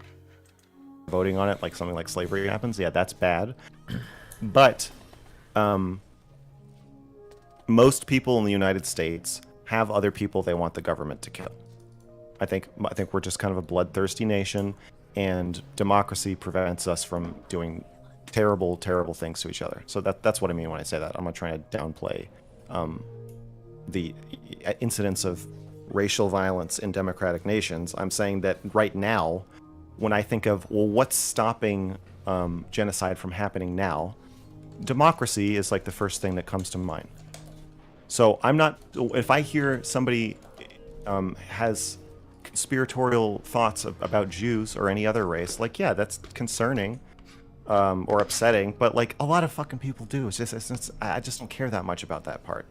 I care about it only because of what that person would do if they came to power. The only reason I care about that is if that person wants to take over the government, which I already know Fuentes does because he fucking tried to do it. He literally tried to overthrow the government, and you're here saying like he might be. Stop making the emotional appeals. Wait, stop making the emotional appeals. It's super cringe. Don't fucking do that to me. That's because then I'm gonna start crying. The age of the Giga Chad is over, bitch. I will make emotional appeals. This is an emotional topic for me. I care about my country, and I love my country. When somebody tries to overthrow the government, I get upset about it. And I wasn't making an emotional appeal. I was making a logical appeal. He literally tried to overthrow the government, which you agreed with the last time we talked. And you're saying he's a fascist in a way where you're like, I'll bite the bullet and say he's probably a fascist. Okay, and I would say that one of the huge contributing factors for how we ever got to that point was people's inability to engage with the other side, and one of those inabilities is the obsession with using words like Nazi, fascist, racist. It's my fault that Nick Fuentes tried to overthrow the government. Partially, yes. Okay. And that's the thing that I'm trying to get away from, because I can do every single part of my job. I'm going to keep talking because you just talked for 20 fucking minutes, okay? I can do every single part of my job that I need to do as effectively as possible without ever calling somebody a Nazi or a racist or whatever the fuck. I don't need to use any of those words to attack all the ideas, to give people an accurate assessment of what other people believe, and to discourage people from following certain bad ideologies. And I would say that by using any of those words, I'm putting myself at a disadvantage, because just like in a movie, when you use a real life song inside the movie, there might be thoughts or feelings that a listener or viewer has that I have completely lost control over by bringing in that word. So I avoid doing that completely. I only attack the ideas. I only go after people on the merit of things. I avoid all of the extra baggage of all the extra bullshit. I don't lose anybody because I'm just throwing around words that may not be accurate depending on how they define them. And I can do all of that perfectly. When people like you come in and try to say, you need to call somebody a Nazi, you need to call somebody a fascist, you are contributing to the further divide of these people going, no, he's calling it that, I'm not that, I'm leaving. So you and your types of people that are insistent on using these words as weapons are the ones that are making all of the discourse worse, and you're making it harder for me to do what I do. You're not contributing anything positive to the discourse by insisting that I call somebody a Nazi. If they're a Nazi and he has Nazi beliefs, then I will call out the Nazi beliefs like I have on panels, and people will have those Nazi beliefs, and then we'll move on from there. That's how I prefer to operate, and that's how I've been operating, and it's been working pretty well so far. Did I insist that you call him a Nazi? It seems like you insist that I have some solid, rigid definition for it that I maintain through every single context, and I strictly adhere to it in every context. Is that the same as insisting that you call him a Nazi? Well, I don't know. I said that I wouldn't call him a Nazi, and it seemed like that upset you, and now you're trying to give me all the reasons why I should call him a Nazi. No, I never said you should call him a Nazi. Then what's the problem if I don't want to call him a Nazi then? Then what are we even fighting about? Well, right now we're fighting because you just said I'm insisting that you call him a Nazi, and I want you to know I'm not asking about this particular statement. Let's back up on the macro level. What are we arguing about then? If you're okay with me not calling him a Nazi, what is this conversation about? Because the issue is actually that you're providing somebody who has all of these extremely dangerous goals, extremely dangerous means, and extremely dangerous messages with a massive audience, and therefore a massive amount of resources you otherwise wouldn't have. And you're obfuscating the point by saying that, well, I don't buy the definition of Nazi that people are using to describe this person as bad. But that doesn't matter because you will allow for all of those bad things to still be the case. You and Mr. Girl are only circling the drain on this point because this is a straw man that you are willing to die to defend. I want you to admit that I've never told you that I insist you call him a Nazi. I've never actually said that, right? You might not have said that, but what you said is that by me not calling him a Nazi, I'm providing cover for him to become potentially the new neo-Nazi dictator in the United States, which I assume is bad. I haven't said that either. I haven't said that either. Hold on. I will say, I think you have my thesis written down, right? By being inconsistent. Hold on, wait. I'm pulling my audio. I'm curious on this one. Did Mr. Girl say that wait, you my can't pull your audience. You just refusal told them something. to You gotta use tell the them word- something. Okay, Wait, ask. You said it, so no, they'll no. remember. Did Mr. Girl say that my refusal to use the word Nazi provides you cover control what the for audience Nick thinks, Steven. and allows You him can- to become a Dude, fascist dictator? You wrote down my thesis. Just fucking read it. Which one? Where? I don't know. I can't see your screen, but I assume... For the conversation today, it's whether or not my community has 100% control over a word or whatever. That's what something you said I said that I didn't say, and then I accused you of gaslighting when you did that. So no, I didn't say that either. Wait, I've never said you have 100%... Wait, let me be clear. I have at no point ever said you should call him a Nazi if you don't think he's a Nazi. I'm saying I want you to formulate an opinion of Fuentes and formulate a definition of Nick Fuentes is now trending on Twitter. Purely by coincidence, I'm sure. the word Nazi. And then I want you to decide, which you've agreed to do, and you already just did, so I don't know why you're still saying that I'm insisting you call him a Nazi. I want you to decide whether you think he's a Nazi or not, and then I want you to give an answer to that question, which you did. I've never told you should call him a Nazi. You shouldn't call somebody a Nazi if you don't think they're a Nazi. So now that we've That's answered that insane. question, what is the rest of our conversation about?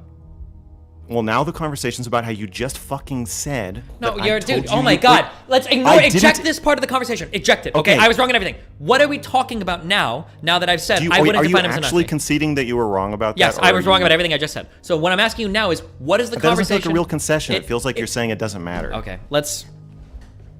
You get to say that I said something I didn't say. Okay. Then pull your audience to see if they think I said it, because you I just was said wrong that I said about it. whatever you just said. Whatever I said, Okay. whatever you said I was wrong about, I'm wrong about. 100%. Okay? So now my question is, now that I've given you my definition of Nazi, and I said I don't think America... I want to respond to something else you said.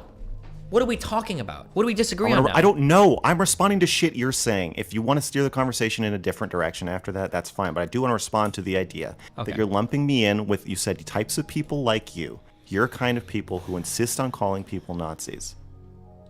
I don't think that's fair. I don't know of any other person that I've ever seen publicly say, I don't think you need to call this person a Nazi. I don't think you need to say that they're not a Nazi. My concern is that you don't have a clear definition of Nazi, and you don't seem to have a clear stance on this person, and I just want you to clarify for your audience what that is, because I think by being vague and dodgy about it, you are creating confusion, which serves that person's destructive I understand. goals. So I've given you a clear definition, and I've given you a clear stance. So are we completely resolved now on the conversation, or is there any other back... No, I got another issue. But Okay. do you agree that my position that I'm presenting to you is actually kind of unique and not a standard progressive position, or whoever the fuck you're accusing me of being like? Sure, it can be unique, but the prescriptions that No, it's not. It's mine. How dare you, sir? Thief. It's unique. I've been saying this for months. you make at the end of the day end up being almost identical to the ones a lot of progressives have made. But maybe not. Maybe it'll change. Where do we go now from this position? I've given you a clear definition, and I've given you a clear stance. And I'm sure a bunch of other people have too. It's not original to me. Again, I've never heard a progressive make the prescription. Come up with your own definition of Nazi. Inform Plagiarism. your audience of what that is. Yep. Then come up with your own sense okay. of this person. I've never heard a progressive say that. Have you? Okay. I just That's said... my prescription. That is the prescription. Oh. Have you heard a Oh, if progressive that's the say that? prescription, then we're in agreement. Then Oh, we're all what the good f- on where this. did you I've come given you a from? clear definition. I've given you a clear stance. You have no other issues. My other issue is the question I was asking you, which I think you evaded by saying that slavery was democratically voted for, which is true and a good point you brought up. However, the question was, do you see why I'm concerned about the is he or isn't he a Nazi narrative, which has been going on in your community for a while about Lauren, like jokes about how she's our Nazi queen, and then people kind of get freaked out and saying like, wait a second, but she's actually Nazi, and then people making videos about it, and people saying like, no, she's not that bad, or she's reformed, and then she says something, and everybody's like, oh, Jesus Christ. She talks to Pisco, and then she's like, oh, it's like, oh, she hasn't changed at all. Oh my God, like that whole thing clearly sanitizes her. And I think that it sanitizes Fuentes. How did when any of you- every conversation that we've had, the conversation with Pisco, she got destroyed. Yeah. without ever having to call anybody a Nazi. When I went in, so Gideon and Abba said that neither of them I'm talking about before that. I don't think my refusal to call somebody a Nazi, and you're telling me I shouldn't say it if I don't believe they are, I don't think that's giving them cover. Just find the bad. Why is it so hard to find the bad position and attack the bad positions? I'm not saying you shouldn't do that. I'm saying that the confusion about is she a Nazi, or is it funny that she's a Nazi because she's not really a Nazi, but she just seems like one, or is she kind of a Nazi? The confusion around that becomes a meme. Becomes funny. Wait, let me finish. It becomes funny in itself. And the same thing happened with Trump. I don't it's care. Funny. I don't care. Well, that's fine if you don't care about what I'm saying. Then let me finish. I don't care about like the confusion on if somebody is or isn't a Nazi. Okay, that's why we're having this conversation. I've already given you my definition. Why do you care? I've given you my definition. The question is. Okay, so hold on. Then you were wrong before when you said you just wanted me to give a clear definition and a clear stance, because now you're bothered. You are going back to the business. You're bothered by people being confused if they are or aren't a Nazi. I've given you a clear stance. I want you to let me ask this question. I've been trying to ask this question for 5 minutes. If it's taking you 5 minutes to ask a question, that's your problem. Okay, but go ahead. I don't think it is. It absolutely is. It's actually because you keep derailing it. It's absolutely not. This question's going to take me less than 30 seconds to ask. Okay. But every time you say anything, that timer doubles. Okay. I don't remember what the question. Oh yeah. Do you see how it creates confusion when you use the word Nazi jokingly, use it seriously, say he's basically a Nazi, say he's not a Nazi, when you use this like wide variety of definitions and uses and in different contexts? Do you see how all that adds up to the same kind of is he or isn't he a Nazi narrative that I think has helped Trump and has helped Lauren Southern? No. Okay. I think that the only confusion it creates is around those words themselves. And I think the obsession with those words has created confusion where it really matters, which is confusion around their positions. And I think on that subject, my community has more clarity on the actual positions of any of these far-right people I've ever talked to than any other progressive or left-leaning community. And I think that other communities' obsessions with using these words is what leads them to have more confusion about the actual stated positions. And I think that the clarity that you're looking for, the clarity that you are looking for, the clarity that you are looking for is clarity that does not matter. So for instance, it might be the case that if I go into other communities, there is a huge amount of clarity. If I go into Hassan or Vosh's community, there is a ton of clarity on whether or not Lauren Southern or Nick Fuentes is a Nazi. 100% clarity.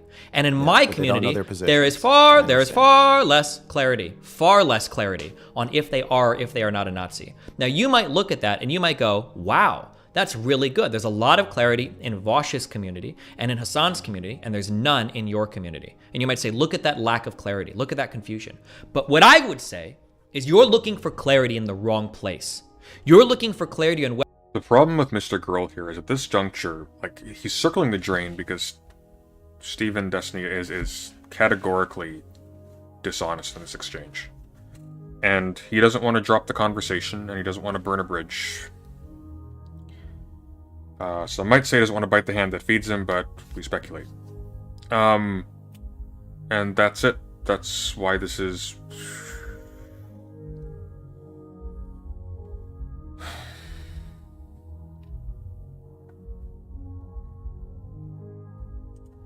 whether or not people have unified around a tribally defined word.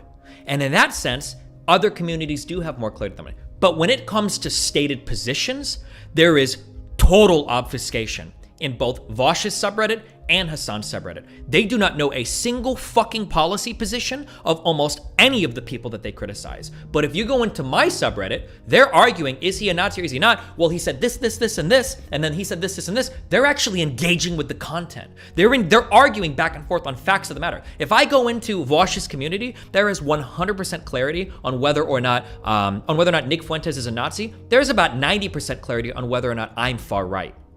But there's 0% clarity on any of our policy positions. So when you ask me, do you see how you're obfuscating?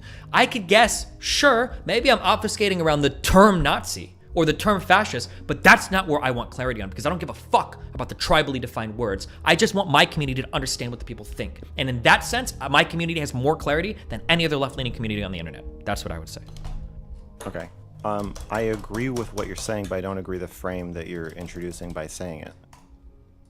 You're saying that I want you to use the word and that you don't use it. But you do use the word. My problem is the way you use the word. So I'm not saying, like, yeah, you do a good job of elucidating other people's positions. That's true. And you do a good job of making sure that that's important and that that comes to, to the forefront of the conversation and that your community understands it. I think that's good. I have no problem with you doing that, and I agree with your criticisms of most left-leaning communities, or most communities in general. That's all good and fine. But the question I'm asking you is, and you said no, is do you see why I'm concerned about your use of the word Nazi? Not that you're using it incorrectly, or not that I want you to use it, it's that you are using it. You're using it seriously to refer to Nick Fuentes sometimes. You're using it ironically sometimes, and then other times you're saying, like today, if we get down to brass tacks, like, no, I don't think he's a Nazi. Yeah, I can see your problem, but Okay. the difference is I don't care about that sort of confusion. It's all like meta-ironic human That's stuff.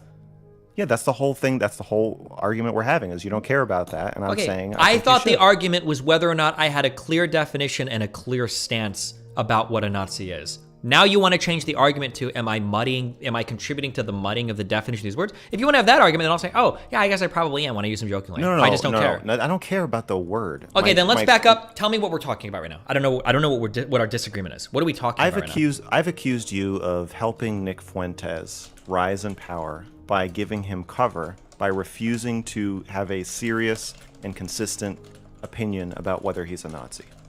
Okay, and I disagree with the premise. Because I think that him rising to power isn't by people knowing if he is or isn't a Nazi. I think one of the reasons why people like this are able to get up to power. Wait, I know that's not the premise. That was your question. You said, I've accused you of helping Fuentes rise to power by giving him cover, by not having a serious and consistent opinion of him being a Nazi. Is that what you said, or am I wrong? Well, let's run through the different possibilities here. What if you thought Nick Fuentes was a Nazi and you said it? Then you probably would think I'm doing a good job. By having chicken and waffles with him? And giving him a streaming career potentially? No, you might have other problems past that, but you would prefer me to have called him a Nazi and to be serious about calling him a Nazi than not. You would be happy with that thing. There might be other problems past that. Well, yeah. Do you see that it would create pretty big problems for you and your career if you said, yes, this person's a Nazi, he wants to become the dictator of the country, and he wants to kill the Jews, and he wants to do all this other horrible shit, and then you're like buddy with him? Like, do you see that would be a problem? I'm not saying that you're not saying this because people have said this about me forever. I don't care. Of course, this is. Hold on. So you think that I'm trying to sanitize Fuentes because I don't want to hurt my own image? No, I'm saying, do you see that if you took that stance, that would cause problems for you? Whether you want to cause those problems for yourself or not. I don't. I don't agree with that whatsoever. Absolutely. You don't think it would create problems for Absolutely you not. to say No. to help the career of a literal Nazi who wants to gas the Jews? No. I don't think me calling him a Nazi or not is going to influence at all how the public perceives that. There's not a single person that's like. I'm not saying it would. I'm not what I'm saying. I'm saying, do you think it would create career problems for you if you said that Nick Fuentes is a Nazi and still was buddy with him? Not any more than it is now of me saying he's not a Nazi and being buddy with him. Really? You don't think your community would be like, well, if you actually think he literally wants to gas the Jews, then like, why? Hold on, no. That was a horrible trying to say those two things were the same. Him being a Nazi and him wanting to gas the Jews are two different things. Those are two different statements. If Fuentes was on his stream talking about, like, I want to gash the Jews, when we get into power, we need to kill these blacks and blah, blah, blah, blah, blah, those would be pretty extreme policy positions that I would have a much rougher time. I thought that was your definition of Nazi. What am I Yeah, missing? but I am not Okay, dude, bro, hold on. You just smuggled so much into that sentence. Holy fuck. So you're saying if I called him a Nazi, insofar as what my definition of Nazi is, implies that he's a totally different person than what he actually is. No, if I thought he was an actual card-carrying... No one cares what kind of... nobody cares what kind of person he is. The debate isn't over whether or not Nick Fuentes is a Pisces or an Aquarius. The debate is over whether or not his platform is to motivate other people to become functionally fascists. Or any other these other bad things. Racist or genocidal or whatever. That's the problem. Because that thing spreading sets us back a lot. Oh, this is so dumb.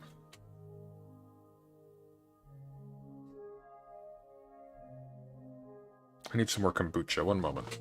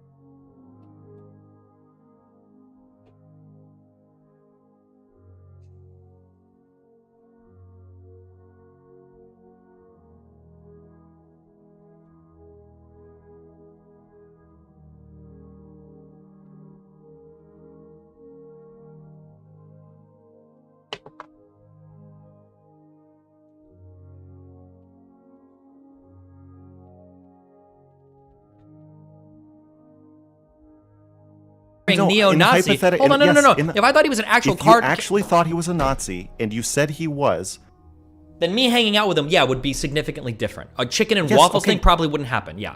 okay, great. That's what I'm saying. Okay. So I'm saying that by your admission now, it would make a pretty big difference if your opinion was that he is a Nazi. No, it changes. no. It changes. Not if my opinion was that he was a Nazi. That if he was actually a Nazi, you're implying a whole different set of stated doesn't- beliefs. No, it doesn't matter. If you say, guys, I think Nick Fuentes wants to gas the Jews, and I'm still going to go out for chicken and waffles with him, that will create career problems for you, whether it's true or not. Okay, yeah, it probably would. Sure. Because you're saying, I will have chicken and waffles with somebody who wants to gas the Jews. I will laugh with him while he asks the guy on the street if he's Jewish, knowing full well that if he ever gets into power, he's going to kill that guy and his family. Sure. Yeah, That would I would create admit career that would problems for create you. career problems. Yeah, probably. Great. Okay. So I'm trying to walk you through how this actually does matter. Yeah. Okay, go ahead. Okay, so if in your definition of Nazi, if he is a Nazi, then you can't really hang out with him like that. Oh, I don't like the framing. I can, but yeah, it would be bad for my career. I can Okay, do you whatever the shouldn't. fuck I want. I shouldn't. You Okay. can. You True. can do whatever. Yes. You Yes. can. Okay. Okay. If he's not a Nazi, and you definitively say that he's not a Nazi, and then it comes out later that he is, that's bad for you also. Armor. No, I have no problem with Health that. rockets. There could be things that I've missed. I'm not fully committed on 100% one way or another that like I've heard all of his content. There's a lot. That's not true. You are committed if you end up supplying with this person with a tremendous amount of reach that you can't take back. That's a commitment. You can't undo that. A lot of content I haven't seen. Like my opinion is informed of him of the conversations I have with him, the clips of him that there's no such thing as like testing the waters here. By doing it, you do it, right? up seeing, and then the emails that I get about him. But it's possible that somebody could show me clips. Maybe Rose Wrist will say like, "Hey, Steven, like you need to check this," and there's like a 20-minute rant of him being like, "Listen, dude, we got to do something with blacks, LGBTs, Jewish people, whatever." Sure. And I'd say that. Rose Wrist won't because he's a coward and he's trying to lean into Destiny Cloud himself. So it's disappointing.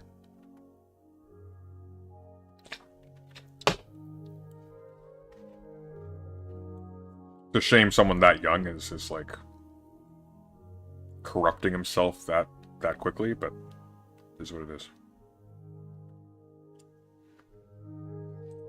And then I'd be like, "Oof, that's pretty shitty." Like, if I would have known that, after I don't all know. this, I don't know if we would have had like fucking lunch together. Okay, that's like that's way gonna more make extreme shit. Yeah. That's gonna make you look dumb to a lot of I don't give a. people if that happens. Okay, sure. But you should. You can say you don't care, but that's true. Like, Sure, will yeah, make it could, you look yeah, dumb. sure, it Okay, could, yeah, okay, of course, yeah. Okay. I can't be the only one noticing the discrepancy here. So he simultaneously wants to justify his interactions with Nick Fuentes on the grounds that by talking to him, etc., he can convince him and his audience to change their positions. But he's also fine with looking dumb. You will not change people's minds if people think you're dumb. That being dumb makes you non-credible.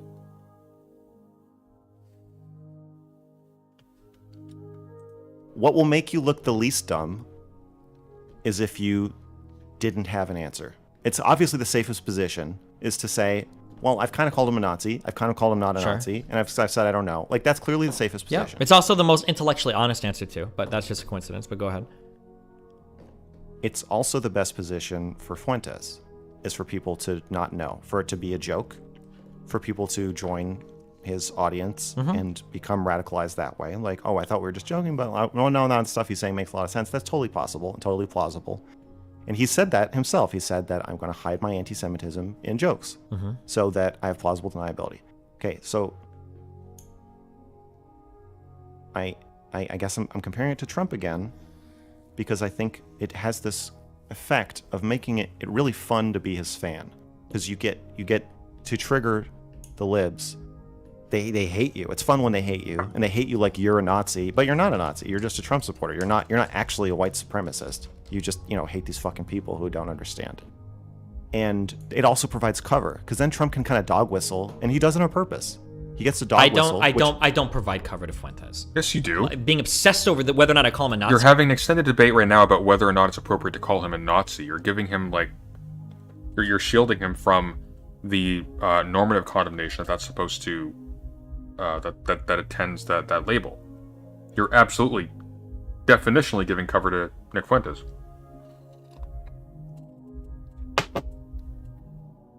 Also, when pressed on Fuentes' political beliefs, Destiny seemed to be in the dark. If you look at earlier quotes by Destiny, he is not in the dark. He's actually just being flat-out dishonest here. He knows exactly what Fuentes is about. Just he has learned, as many people have learned, that we are so corrupt as a general rule that you can get away with that. You can just lie now. That is where we are at. Or not, I don't provide cover to Fuentes. I don't You think do it when makes you sense. insist on these words like this, but I don't cover. Go ahead. Okay. So you don't think that progressives calling Trump a white supremacist provides cover for him because it creates confusion? Because there isn't really a The basis cover for it. there isn't that they're calling him a white supremacist. That's part of it. But the greater cover is that they don't actually address his policy positions. Agreed. Like if you were to talk to most people and say Trump, Yeah, like if you were to tell most, you're here's the good thing. at that. If I you tell know, most I progressive, if you admitted tell this most already. progressive, sure. I want this to be stated for the record, for the stenographer in the corner taking notes. Okay. If you were to tell most progressives, Trump was actually kind of moderate as far as Republicans go. Most of them would say absolutely not. But if you poll progressives, they'd probably say less than 5% would believe that. In terms of his policy positions and like everything that he advocated for legislatively, Trump was actually fairly moderate as far as Republicans go. They'd lose their fucking mind. But that's true in terms of policy positions. They say, well, no, he's a white supremacist, racist, blah, blah, blah, blah, blah. It's like, okay. A lot of Republicans are. Yeah. But not race supremacists. But yeah, so I think that the cover is being provided by people that are calling them the word. Yeah. But I don't think that it's Yes, just because yes, but just wait, because they're calling let them, because me- they're not attacking the policy positions. Okay. Yeah, go, okay. Okay, so let me bring it home Mm-hmm. by saying you are playing that role by calling him the word when you don't mean it. Okay. You are making it into a fun, and it's funny. Your audience definitely thinks it's funny when you call him a Nazi Biosuit. to his face, jokingly, and he thinks it's funny. But the problem is what the- that ambiguity is his only path to growing an audience. But I think that the Of Nazis. ambiguity is not caused by people just calling him the word. It's the lack of willingness to attack him on his I'm positions. not saying Really? that it is caused by that. That's a strong Okay, man. well It's then, not in that caused by case, that. I I'm don't saying- provide I'm that saying cover you because could- I'll attack them on the policy positions. I don't think it's caused by that, but I think by disambiguating your use of the word Nazi, it would actually have a meaningful impact. Sure. And I 100% disagree because every other left-leaning community will use that word in unison far more than mine, and every single left-leaning Hey, community... Steve, what does left-leaning mean? You know, since we're all about not using ambiguous terms. What does that mean?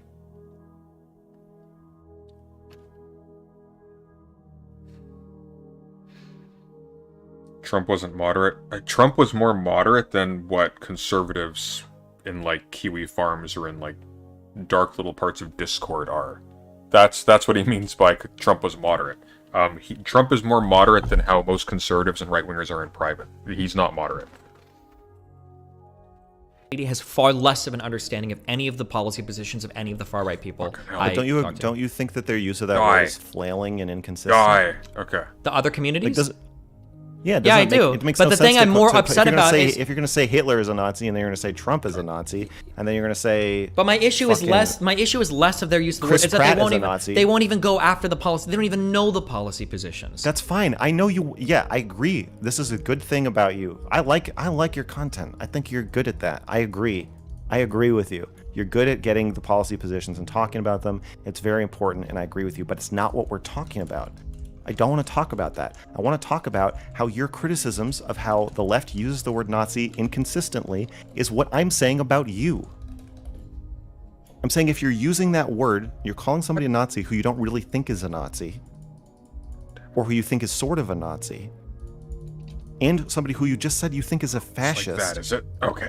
Like, fascists kill people. Yes, and my And if argument, he's going to kill people, I don't really care about the emotional I argument. don't- I'm talking over you now. If you're talking about the emotional argument, okay. So my Wait, my you contention. wait, the new rule is you interrupt me if I get emotional? Yeah, if you're like he kills people, yeah, I understand. I don't care. That is the new rule. Okay. So what I'm Well, no, saying. that's bullshit. No. The idea that, no, fuck you. The idea that it's upsetting that Yeah, do fascists it. want to kill people, if I sound emotional when I I'm liking Mr. Girl in this. Despite everything. talk about that, you get to interrupt me? Democratically elected people kill people too. Okay.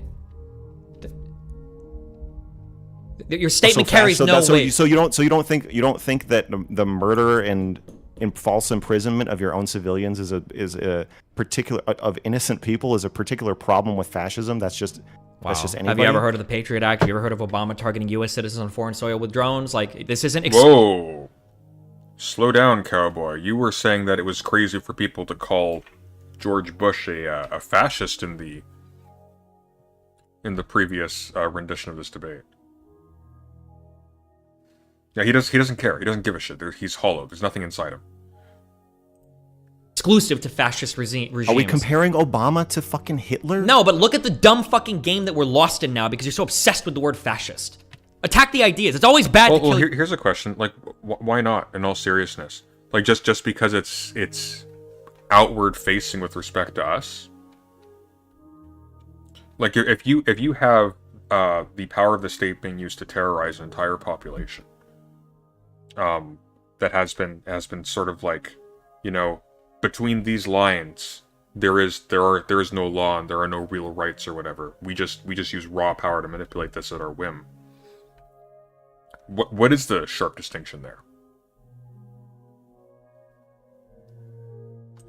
Kill your own citizens, generally speaking, unless it's like the death penalty, right? Okay, the problem I have with fascism is that when you have a fascist dictator, you are not in a free state, and the dictator tends to kill millions of people just because they feel like it. Sure, don't see but that there's a happening in reason most why we talk. democracies. There's a reason why we talk about Hitler more than like Mussolini. Okay, so, like, and there's a. Yeah, Hitler was better at it. We also don't care about Africans that much. Seems to be. Reason why even in democratic societies like the United States, we can talk about things like our internment camps or our treatment of Native Americans. We don't have to just talk about fascism and blah, blah, blah. Like, let's just talk about the things themselves. Because you're providing the cover now. You're providing the cover by focusing on fascism. Is a specific fascism is a specific structure of government that I have a huge problem with. It's not a structure of government. Then say that. Don't say fascists kill people. Lots of people kill people. Killing people is probably bad if it's murder. Fascists kill people domestically with a certain amount of deliberation and efficiency using the power of the state.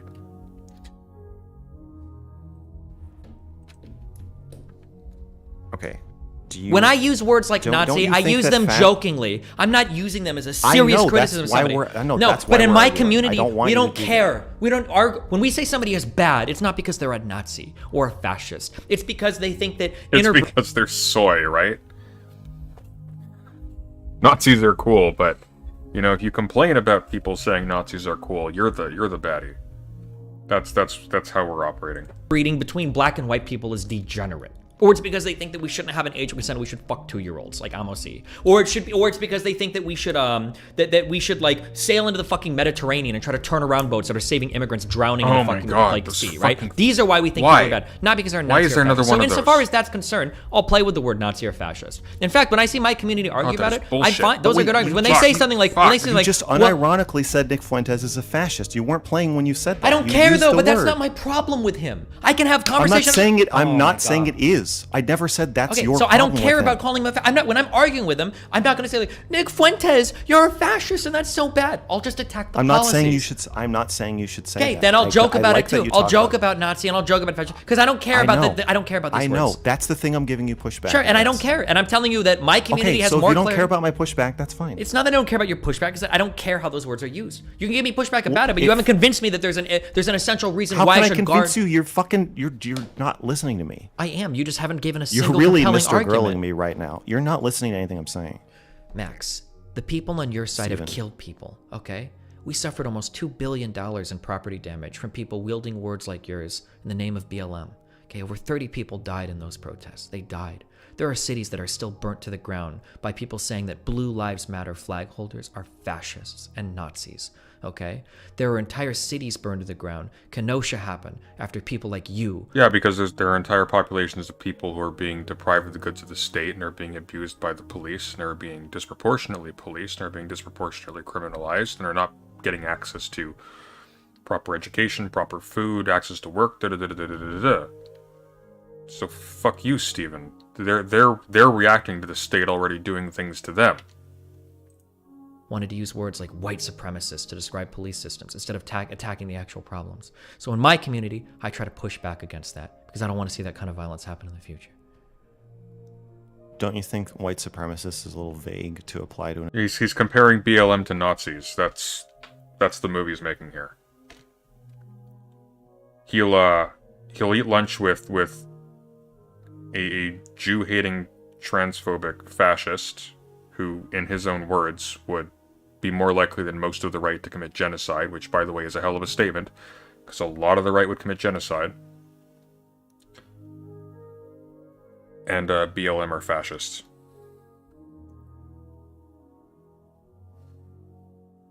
Yeah, cities were burned down.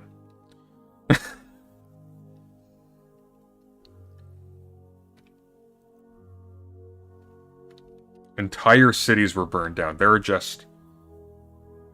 were fields, endless fields, just ashes.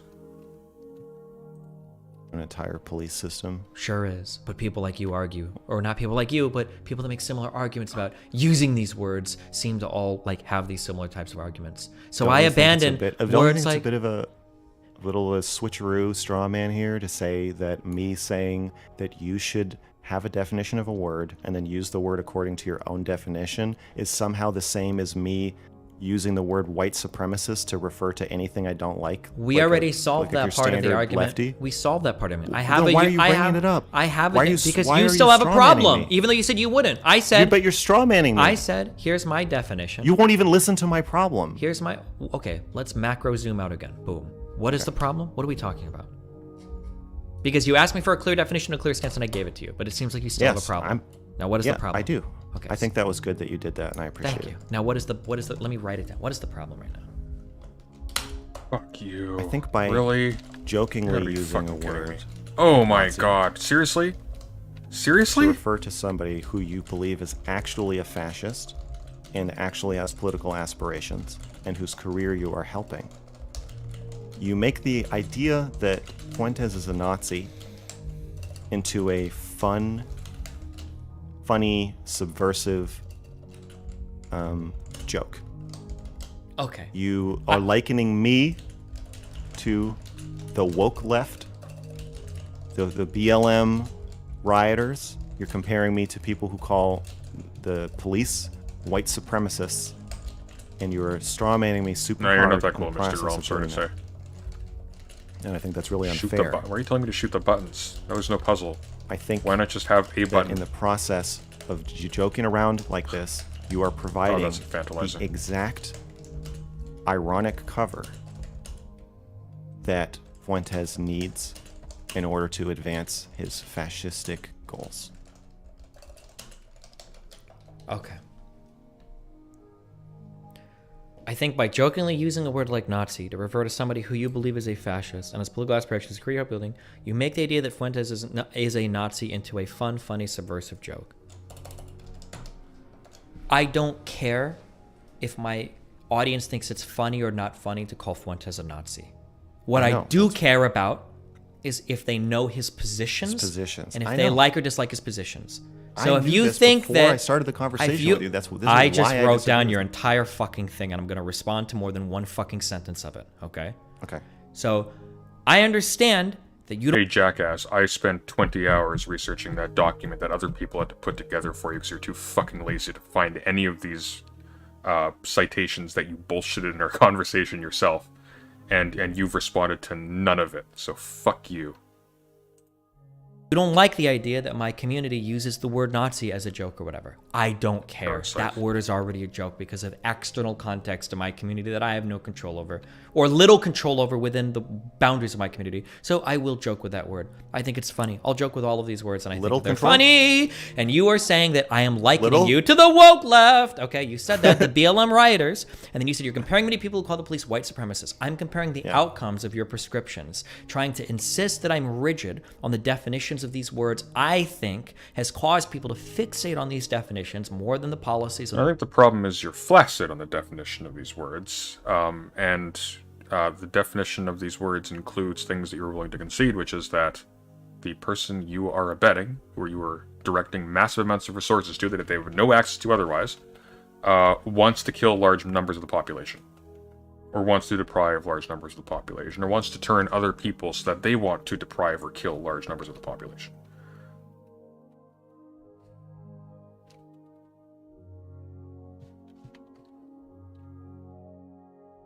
The policies and the actual beliefs are more important than the broad labels that we paint people with. And in the final part, you said that I think that in the process of joking around like this, you are providing the exact ironic cover that Fuentes needs in order to advance his fascistic goals. That is not the type of ironic cover that Fuentes needs. I disagree with that. He needs ironic cover around his policy positions. And when we're talking policy, I will be absolutely crystal clear in every single conversation I have had and will have with him. And if you go back and look, including in things like panels with Abba and Gideon and other black people, other black creators, I was never, ever, ever in that panel saying, aren't you a Nazi? Aren't you a fascist? Instead, I was saying, didn't you say that black and white people breeding together was degenerate? Don't you believe that black people actually less like you? And I think that that type of argument is more important than trying to hold them to whether or not he is or is not a Nazi or a fascist. I do not care. It makes for good meme materials and good jokes, and I would much rather focus on the policies, and whatever cover Nick needs to advance his career as a Nazi or a fascist does not lie in the definition of those terms. It lies in the obfuscation of his policy positions, which is usually done by way. This man is 34 years old. 34 years old. Okay? He gets told, hey, this guy was part of a coup. This guy has stated publicly he thinks there's a Jewish conspiracy and he hates them. He wants trans people to be institutionalized, to be forced to see a doctor to have themselves cured. When people are saying, "Hey, don't give this guy media attention almost on a par with a mainstream news station by fucking allowing him to sell his personality." On these like reality TV skits you got going with him at like public restaurants and things, the response is not, oh well, I argued with him at the time. Like, fuck you, you stupid parasite. He's a parasite. He got to where he is. He has the reputation that he has. The only reason why people are criticizing him for this in the first place, nobody's criticizing other people who are platforming Nick Fuentes because they have no expectations for them. He got here because he postured as somebody who was actually giving pushback, so people developed a certain level of begrudging respect, even when he went overboard with other things, or showed his ass on some issues. But here, this is all about money. This is 100% just about money. That's why he's engaging with people like Sneeko as a buddy-buddy thing. That's why he's engaging with Nick Fuentes as a buddy-buddy thing. Like, frankly, I mean, I was joking earlier with that thing I got from my server about him doing like a PragerU skip, but hell, if PragerU cut him a check, I almost guarantee you he'd do it.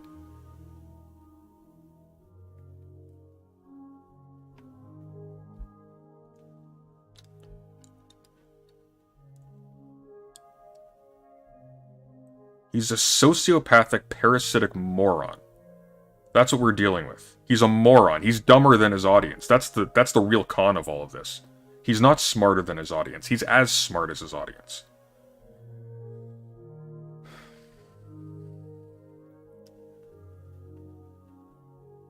I can explain why Stephen is wrong about knowing their policies. Stephen would agree 90% doesn't know anyone's policies. So if it is, I mean, he doesn't know anything about Fuentes, really. And when he asks those questions, like, well, why is he asking those questions if he really has no notion as to what Nick Fuentes' ideas actually? It's. To be fair to Destiny, he humiliated Dennis Prager, so I don't think they're going to cut him a check. You're assuming that they have dignity. They don't. They don't care. They do not care. They don't have an inner experience like you do. They're zombies. Of adhering to There's strict literally nothing to them except their greed. definitions of Nazi or fascist, because the stricter the definition, the easier it is to dance around. Easier than a loose definition? Yes. Easier than a meme definition? Yes. Okay. I don't think that you should have called him a Nazi in that panel. I'm not saying that. I don't think you should stop talking about his positions. I'm not saying that. I don't think that the point I'm making is trying to replace the point you're making. I think some of what you're doing is good work. I think it's good work to elucidate his positions and to nail him down on them and to talk about them and to argue with them if you disagree with them. Not sure I how think you that's make good. that point at this At no juncture. point have I said you shouldn't do that or that you should replace it with something else. All I'm saying, I mean, you know what I'm saying. I just think by using the word jokingly and not jokingly, saying he's a Nazi, saying he's not a Nazi, especially if you think he's actually a fascist, is providing cover, and it's the exact same cover that he wants. I think he wants people joking about whether he's a Nazi. Okay. All right. I think we've hit bedrock. Is there any other part of this you want to explore or say, or any other tangential line earlier that you'd like to visit? Do you think Fuentes wants to enslave women? I'm gonna have to ask what you mean by enslave. Under your definition. Absolutely not. Do you think Fuentes wants to cripple the freedom of women and make them second-class citizens?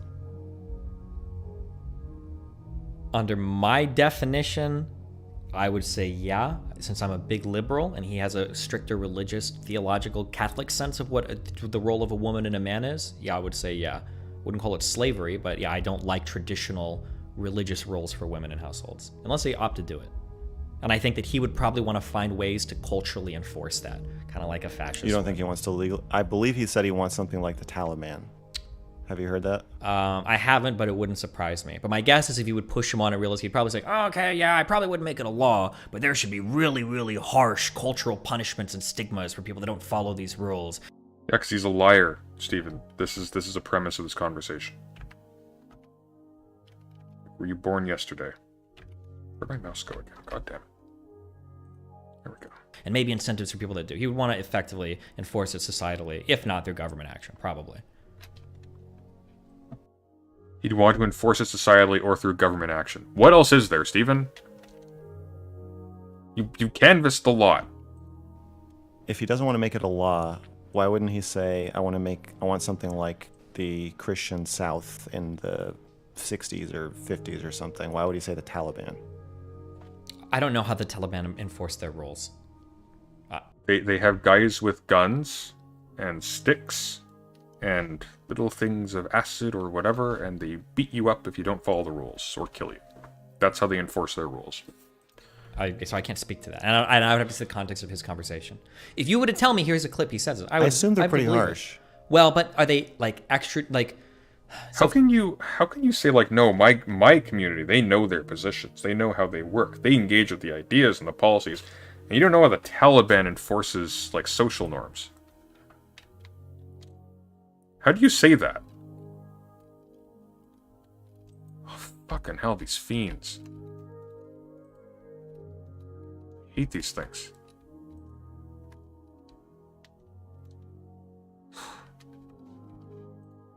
For instance, there are extra rules that churches have over states, right? If I do a sin in the Catholic Church and then I go to perform the sacrament of confession and I confess my sins, there's going to be an extra punishment that goes along with that, part of my penance. I might have to say the rosary a certain number of times. I might have to perform public service. So insofar as that's like an extra set of punishments for a sin that would be extrajudicial. It wouldn't be part of the government, kind of like Sharia law in a way. So if he's talking about stuff like that, sure. But he might actually say, yeah, there should be the fucking religious police or actual police that beat you if you show too much leg or something. He might say either Well, one. my understanding is this Taliban operates under Sharia law. That is the law. I don't think it's like... Sure. Sharia law is sort of a misnomer. So Sharia refers to something that we translate in a certain mode as law by itself. It's I guess my understanding of it is probably closer to like the way, something like that. Like there's a correct ethos that has to be followed, and that can include more or less like overtly codified rules. And that can be separate from like the law of a particular city or something like that. So it's almost like a secular religious divide of a kind, but different. It's not the same. So like they can align, and you can enforce Sharia like by the sword, but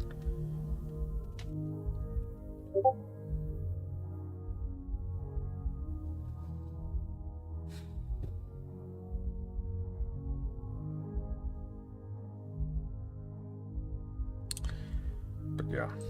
They might. I just separate from the law. That's the only law. I don't know why you're. If you show me the right clips, and I don't know when. I haven't had an in-depth conversation with Nick or seen an in-depth clip about how he wants to treat women in his ideal society. I'm not sure. I don't know 100%. Okay, I'm a little disturbed by my own focus on the racial aspect, and not just pointing out that he is pretty openly interested in.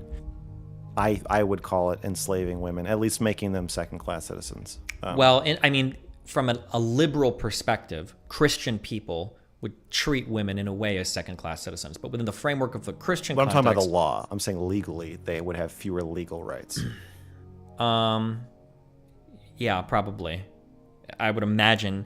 I don't know if I've heard him do that repeal the 19th shit, or they can't own property. But it wouldn't surprise me if he believed that. I'm not sure.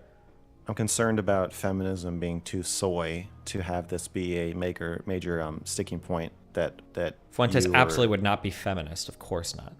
No. I'm saying that feminism being too soy in your and maybe my community too, that it allows him to say things like, if he said, I want black people to not have the same right, I want something like this, like, slavery, then there'd be a big uproar. But if he says, I want something like the Taliban, like, they're just women. Okay. It feels Hold on, 1 second. We had a huge argument over this in regards to his viewing Lauren Southern's documentary. And it was over whether or not he thought that women could participate in politics. And we had a huge argument over that, where I very adamantly defended the point that him being so detrimental to women, and I think we even had a second panel conversation about this, him being so opposed to women joining his movement or being politically part of that movement, I think was a detriment to his movement. So no, that was a big conversation. That's not really soy. I'm talking about the soy position of like, or feminine. It's not really feminist to say your movement would be bigger. You'd gain more power. I'm just saying that it wasn't like he said that and I was like, oh, true, actually, yeah, fuck women, ha ha, like get them out of here. I know, but that pushback is different from what, like, you can't do that to women. Okay, what kind of pushback are you looking for? What do you mean? Because you made it sound like he could say that, and I would just jokingly agree because we don't care. Moral pushback. That's wrong. No, why would I ever give moral pushback on anything to somebody with a different set of morals than me? He's right morally from within the Christian framework. No, he's not. He is very much not. Nick is very much operating in a very, very specific and unique zone. He is very much not right within a Christian framework of basically any denomination that I can think of. I have to appeal on some other basis or some other foundation. I think this gets to part of what I'm concerned about is your reluctance to give moral feedback and your audience's not wanting you to give moral feedback. It's not effective. We're coming from totally different moral foundations. I have to connect with him in some way that makes our two systems commensurate. He wants to be politically effective. I know that, so I can hit him on that point. He doesn't give a fuck about my morals. I'm a fucking polyamorous, drug-doing, like twice married fucking dude. Yes, you idiot. That's why you're not going to convince any of them. You're not. They hate you. They hate everything about you. I think most people hate everything about you these days, but they hate everything about you.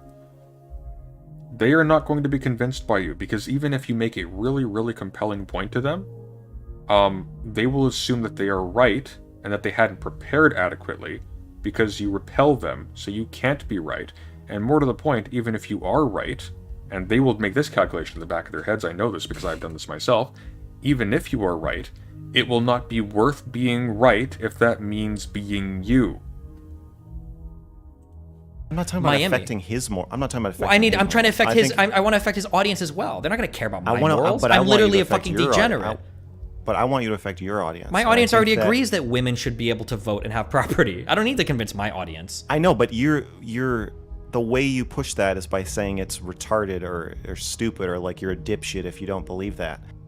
But that's not really moral pushback. It's like, yeah, you can call people stupid and you're good at it and you're good at making them look stupid or proving that they actually are stupid. I hate that this is where we're at as a species. This is the public square, guys. This is where the cutting edge ideas are debated. This is where we decide on the course of the future for millions and millions and billions of people. That's the argument defending this guy giving Fuentes a massive audience, is that we need that here in particular. Otherwise, society can't move forward. We are going to stagnate without a million different Nick Fuentes clones just glutting the internet. What I'm trying to do is, when I have an argument with somebody else, and I'm trying to be the persuader, okay? I have the harder job of I need to be able to step within their moral framework. You can't. You can't. You just said it. You're a degenerate in their eyes. You can't. And like we're not talking about like you arguing from their vantage to some practical end. Because they already know what is to their advantage. What is to their advantage is to sanitize themselves just enough to get the material benefits of an association with somebody large and influential like yourself, so that they can grow to a point where they don't need you anymore. And then other people approach them for that, and then they get to pick and choose who rises and who stays down.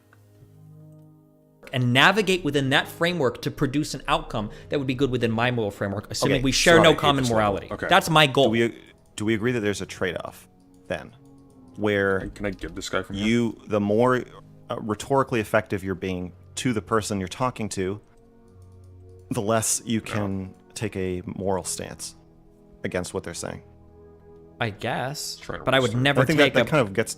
Sure, but when I'm being persuasive rhetorically, I'm never, ever invoking my own morality. That's begging the question. If he believed my morality, we would already be in full agreement. I know. I think that's what a lot of this. Hang on. If they had your morality, you'd already be in agreement. Then there's nothing to persuade. There's no argument then. If you're morally neuter because you don't share a moral framework, but you're also morally neuter because you do share a moral framework, then what is there even to discuss? Wait, Destiny constantly says his goal is never to persuade us to find the truth. He's a liar. He just makes it up as he goes.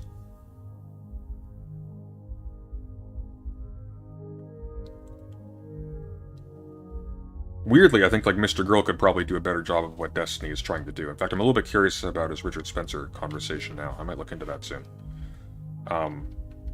But this is an embarrassing showing from Destiny. I think we're near the end of it. Thank God. Are we? Oh my God, there's an hour of this left? Argument has been about is me saying that I want you to invoke your own morality. Okay, then you should have said that. I would have said I'm never going to do that ever, and then we could have just end the conversation right there. I'll never do that. Why would I ever invoke my own morality? Okay. If I do that, if we agree morally with each other, and I'm not going to move him on any ethics positions ever. Because he's on a moral crusade. Wait, and he. If you're not going to move him on any of his ethical positions, then what's the point with arguing with him? His politics are ethically motivated. You know, again, unless he's like entirely insincere, which I think is very possible.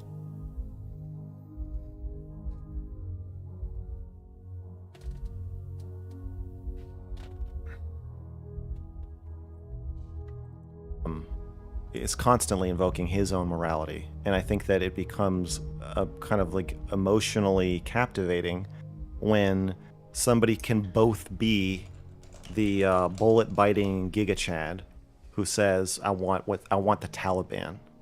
You know, I want whatever the Taliban has. Like, it's funny that he says that, and people like it. People like watching him say outrageous shit. Like, it's like Andrew Tate. Like, no. Him invoking his own morality hurts his ability to persuade my audience. If he wants to invoke his morality, that's fine. If he's going to sit here and say shit like, oh, well, I think that women are... Okay, this is the mistake. He doesn't want to court your audience. He doesn't care about your audience. What he wants to do is to generate a profile at your scale so that he doesn't need your audience, just your audience, by dint of him being a large figure in the space that must be engaged with, becomes his audience as well as everybody else, because he's now at the nexus of like this massive algorithmic hotspot.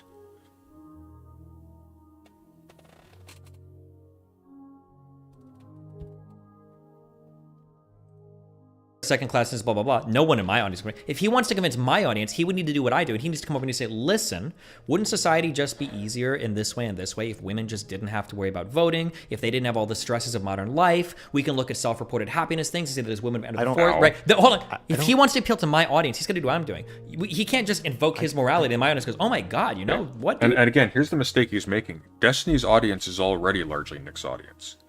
And there are already a large number of people in Destiny's audience who are also in Nick's audience who are just like frothing at the mouth, salivating for the time when Destiny makes some concession and he begins to believe a little bit, and he drifts a little bit in that direction. They're already there.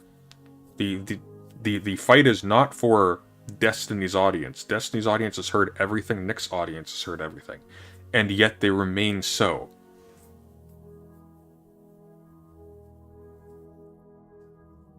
Oh, hey, Merrick. Merrick, if you're still up, you're welcome to come on and chat.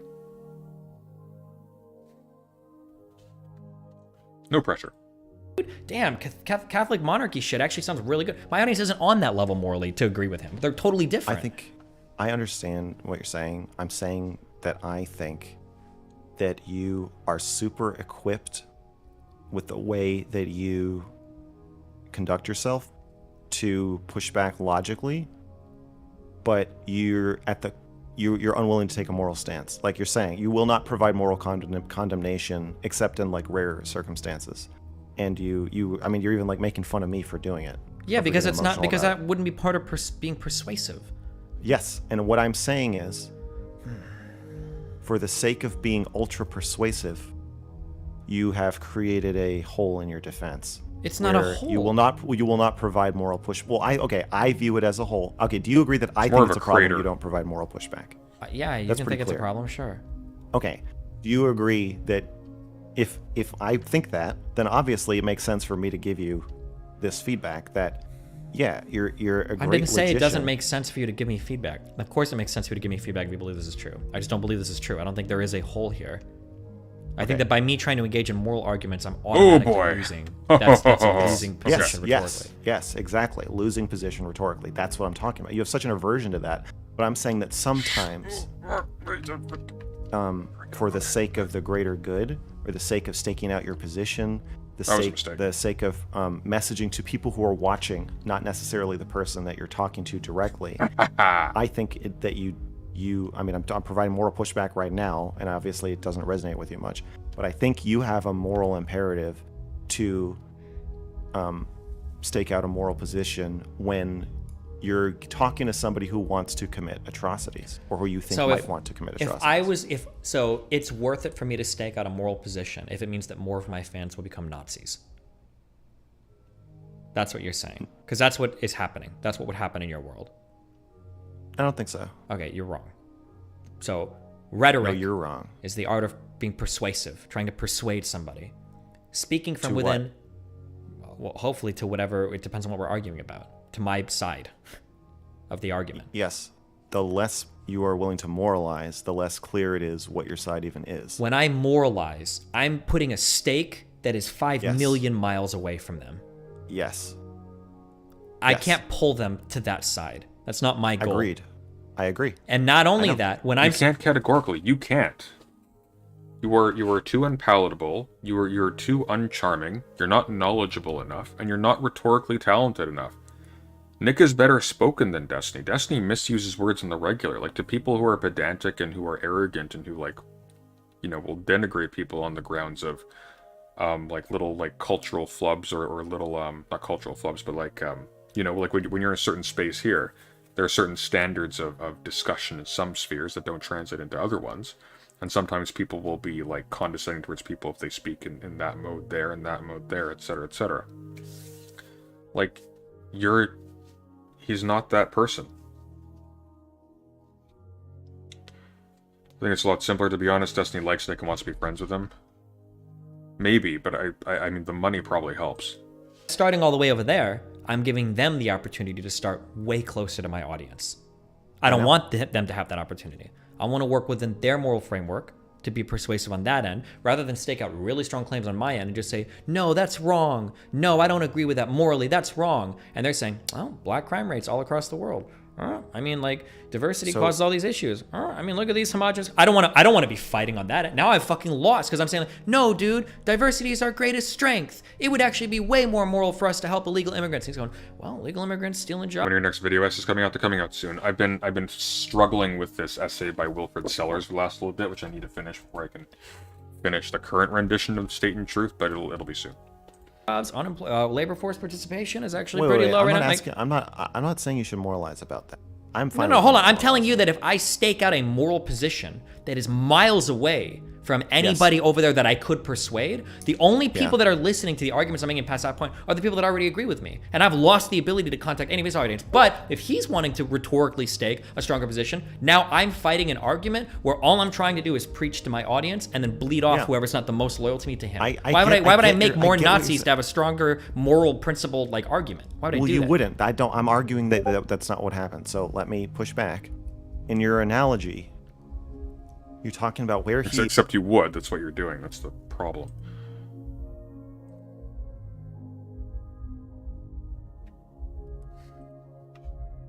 is, and a stake being 5 million miles away, and your audience being somewhere in the middle, right?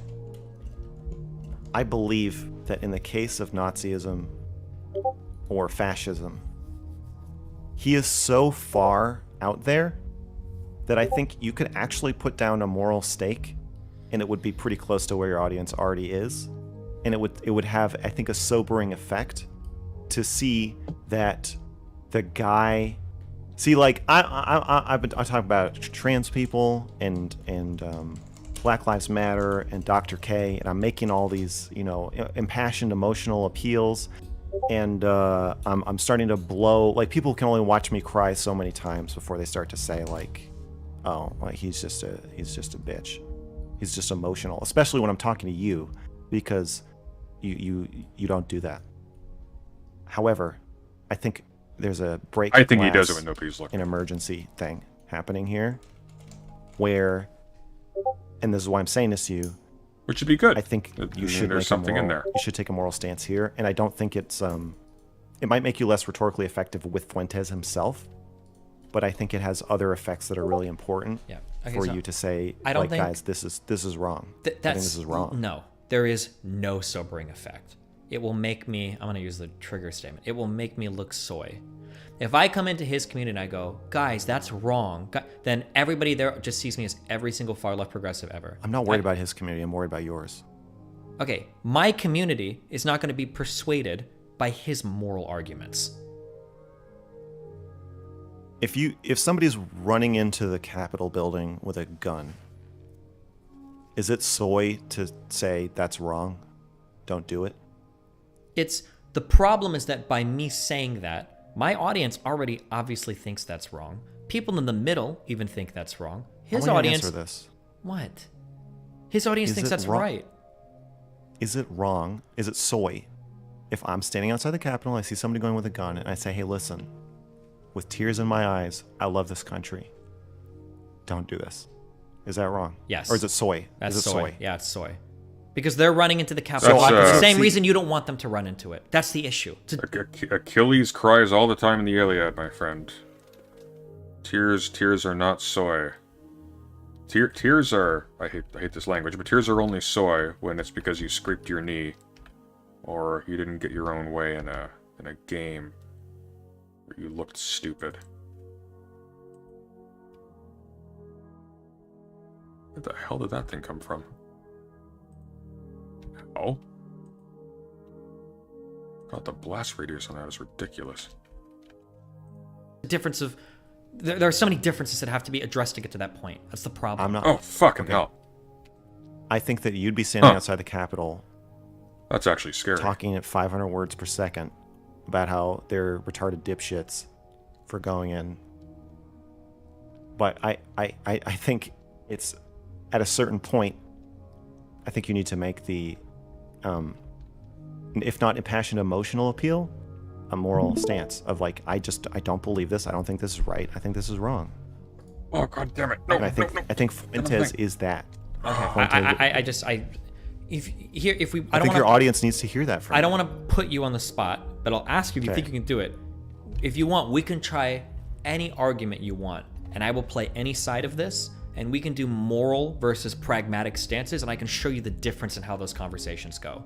Because the ones where I stake out a moral claim are going to be fucking disastrous. But the one where I fight pragmatically is going to go way better, and I can destroy them within their own framework, which is convincing to the people that are listening to them. The implication is that if you can make a pragmatic winning argument for an atrocity, No worries, Merrick. I just saw that. You have a good night. then it's okay. And you even bit this bullet. You said, well, if he beats me in my arguments, I hope my audience goes and marches in the Fourth Reich. Yes. This is actually painful, guys.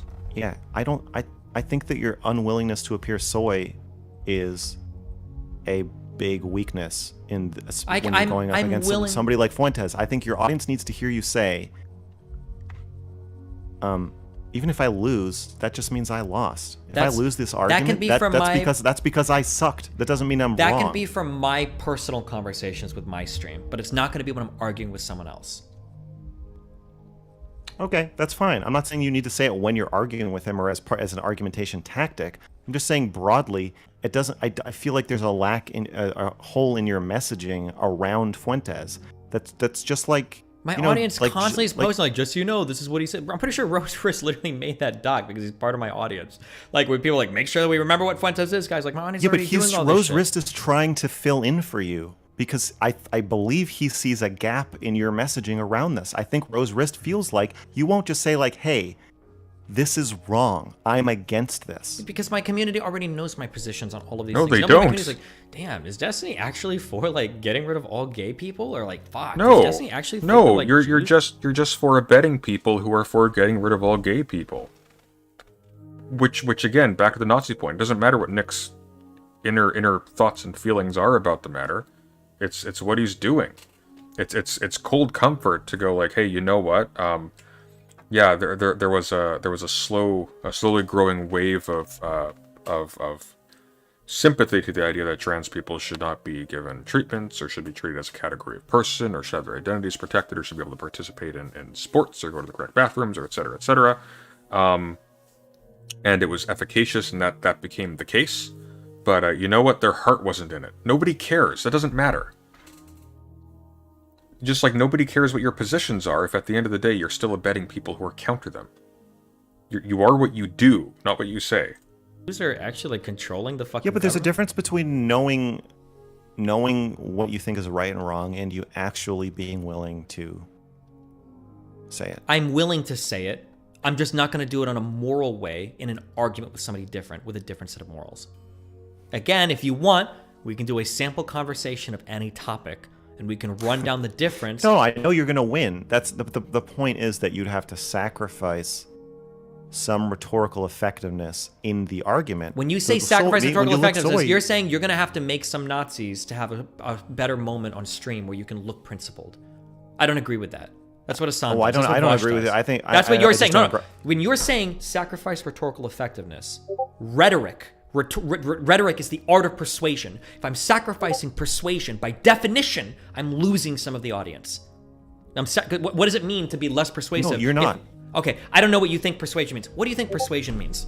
We have to go more fundamental. What does it mean to be persuasive? Okay. Yes. In the frame, and looking at the debate from a purely logistical lens or logical lens, who wins the debate? Okay. Persuasiveness is you're trying to get the person you're talking to or the people who are listening to agree with you. Yes. Okay. So if there's 1,000 people, a 50% persuasive argument might convince 500. 55% might convince. I get what you're saying, Yeah, but okay. I feel like you're not. What you're convincing them to can be a emotional point, a moral point, or a logical point, or is usually some combination of all of the above. I can't argue somebody into a different morality. That's impossible. Unless I'm having I don't think you can argue Fuentes into a different morality. I can't But if argue you his don't think audience. That is people's morality. See, I think that you just see yourself in some way as like not like as effective as you actually are. I think you have a lot more sway over the morality of your audience and anybody who listens to you than you think. we just fundamentally disagree on that. I don't think so. Okay, sure, we do, but You know what this reminds me of? When I was having arguments with the distributist, one thing that would constantly come up is the idea that there was simply some fixed ideological stance from which people are immovable. Because you get your axioms from your environment and they're just fixed permanently. You don't arrive at your positions by some kind of process external to those. You don't arrive at your axioms, rather, through reasoning. You just have them, and there's nothing you can do about it. It's like Kant's Critique of Pure Reason if that included things like human nature is evil or something like that. I say Kant's Critique of Pure Nature, Kant's Critique of Pure Reason. I think I'm too tired, so I'm losing my own plot. Point is, when Destiny is falling back on this idea that we just fundamentally disagree and there's no moving around that, what he's doing is he's essentializing the position of people like Fuentes as being these fixed, coherent little sub-universes. But they're not. And that's a big problem, because you could actually persuade people through things like habituation to certain kinds of activities. This is one of the reasons why, contrary to Erudite's ridiculous statement on Twitter earlier, which is what we're going to be debating possibly in 10 days, unless she chickens out like Destiny did, her statement that all of the data that we have, all the information that we have, all the studies, etc., tend towards the idea that deplatforming results in radicalization. It actually doesn't. And now it does result in a higher concentration for the time being for all these communities continue to exist that are deplatformed, because of course only the most radical remain. So they're more concentratedly radical. However, people don't become radicalized by that which they never encounter. Obviously. And furthermore, those people who want to proselytize, because they've been disabled from engaging in the wider audience, they now have to clean up their act, and they actually have to de-radicalize their speech in some critical ways in order to engage with the broader public. This makes them, and among other things, and this is anecdotal from my experience, this makes them pessimistic about their more radical goals, and it also makes them less efficacious even about the goals that they want to attain, because they can no longer aim above the mark and catch a bunch of people who are like not on board with everything, but they're on board with enough that they will side with you to that end. Right? This is where you get people who are like buddy-buddy with each other, even though you have Catholics and fascists and Nazis and whatnot, because they fundamentally disagree, but they believe, by dint of like the family resemblances of their positions and their ideas and what they want to achieve, they believe that the current enemy is that which is diametrically opposed to those things in common. And so they're sort of friendly with each other, because at the moment they don't need to hash out whether or not God exists, or whether or not like the racial makeup of the ruling class of the world matters, or things like that. So Destiny is kind of stacking the decks against his capacity to convert anybody at all or to influence anybody at all, because he's assuming that people's political positions are like fixed in the sense of being philosophies of different worlds than his, but they're not. They're missions. They're sets of goals that people have. There's not like this like when you're talking to a fascist or a Nazi or a racist or whatever, you're not talking to someone who is like a library. There's not like a summa underneath them informing their positions. There's just a person with certain like impulses and associations, and they're doing things to the end of satisfying particular impulses and about those associations and things like that. I realize that was a redundant, meandering statement, but I think that makes sense. Does it make sense? I don't know why I'm asking you like you can respond, but yeah. Like, I don't think Trump is good at debating in the way you debate. He doesn't even make points, but he still he's wins. Incredibly rhetorically effective, so he's good at debating insofar as like persuading the audience, for sure. Yeah. But he also, at the end of the day, you don't know what Trump believes. Okay. Like his own audience doesn't know what he believes. Sure. I don't think anybody really knows what he believes. That comes at a cost. And I'm saying that I think that there's an imperative for you to let your audience know, which I do, what you believe within in my a soy way. with my stream. I think you need to be. I think the only way to fight Fuentes with my is to stream. be soy. I can't. No, I think that's wrong. I know. And if we ran any sample argument, I could demonstrate it in the argument that it would be wrong and ineffective. Or I could just speak about my last argument about the women thing. So if he wants to argue, I go, I think that women should be part of it because morally, like, we're all human, dude. Like, all of us are human. Women can do things like men can. Like, we should all treat each other equally. Like, I think that, like, yeah, like, that's, like, he would see that, oh, cool, totally inconsistent morals. And he would just preach to his moral side. He'd say, well, actually, I think we are equal in terms of rights, but we're not equal in terms of capabilities. And equal rights, it doesn't mean equality under the law or equality of outcome, right? The woman, it has more control over the household than the man does, and the man has more control in the real world. One of these things isn't better than the others. It's just two sides of the same coin. Just because they're not exactly... Why should women be free? Do you want me to answer as him or as me? Oh, I'm saying, don't you think that there needs to be somebody who makes the emotional and moral stance of just like... Sure, the video essayist can do that. That's not a good argument, dog. We've been saying that shit for fucking years. Because it's right? Because diversity is our greatest strength? Because racism is wrong? That shit doesn't fucking work if somebody is fundamentally morally opposed to you. Sorry. Literally nobody argues on those grounds, though.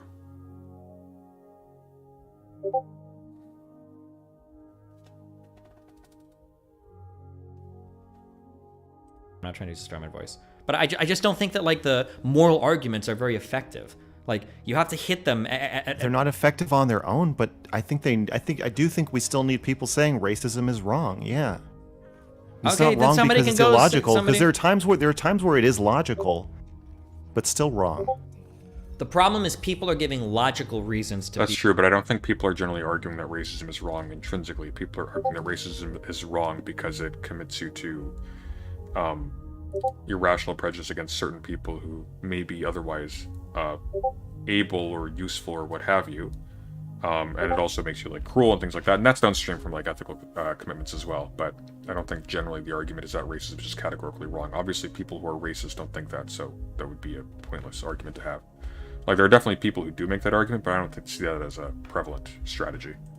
Be racist, and the other side is just screaming like, no, no, no, no, no, it's morally wrong. That's not enough. That's not good enough. I think it's important for my audience to know that even if you can provide a waterproof or airtight case about why genocide is good logically, or why racism is good, or racial profiling, or why not letting women have jobs is good. Like if some IQ test comes out or some aptitude test, and it just turns out that like women shouldn't be in politics. You know, I can prove to you mathematically women shouldn't be in politics. We've done every single test genetically. Women shouldn't be in politics. I'm never going to say women shouldn't be allowed to be elected to office. I don't agree holding moral positions like that that will ignore everything downstream from there.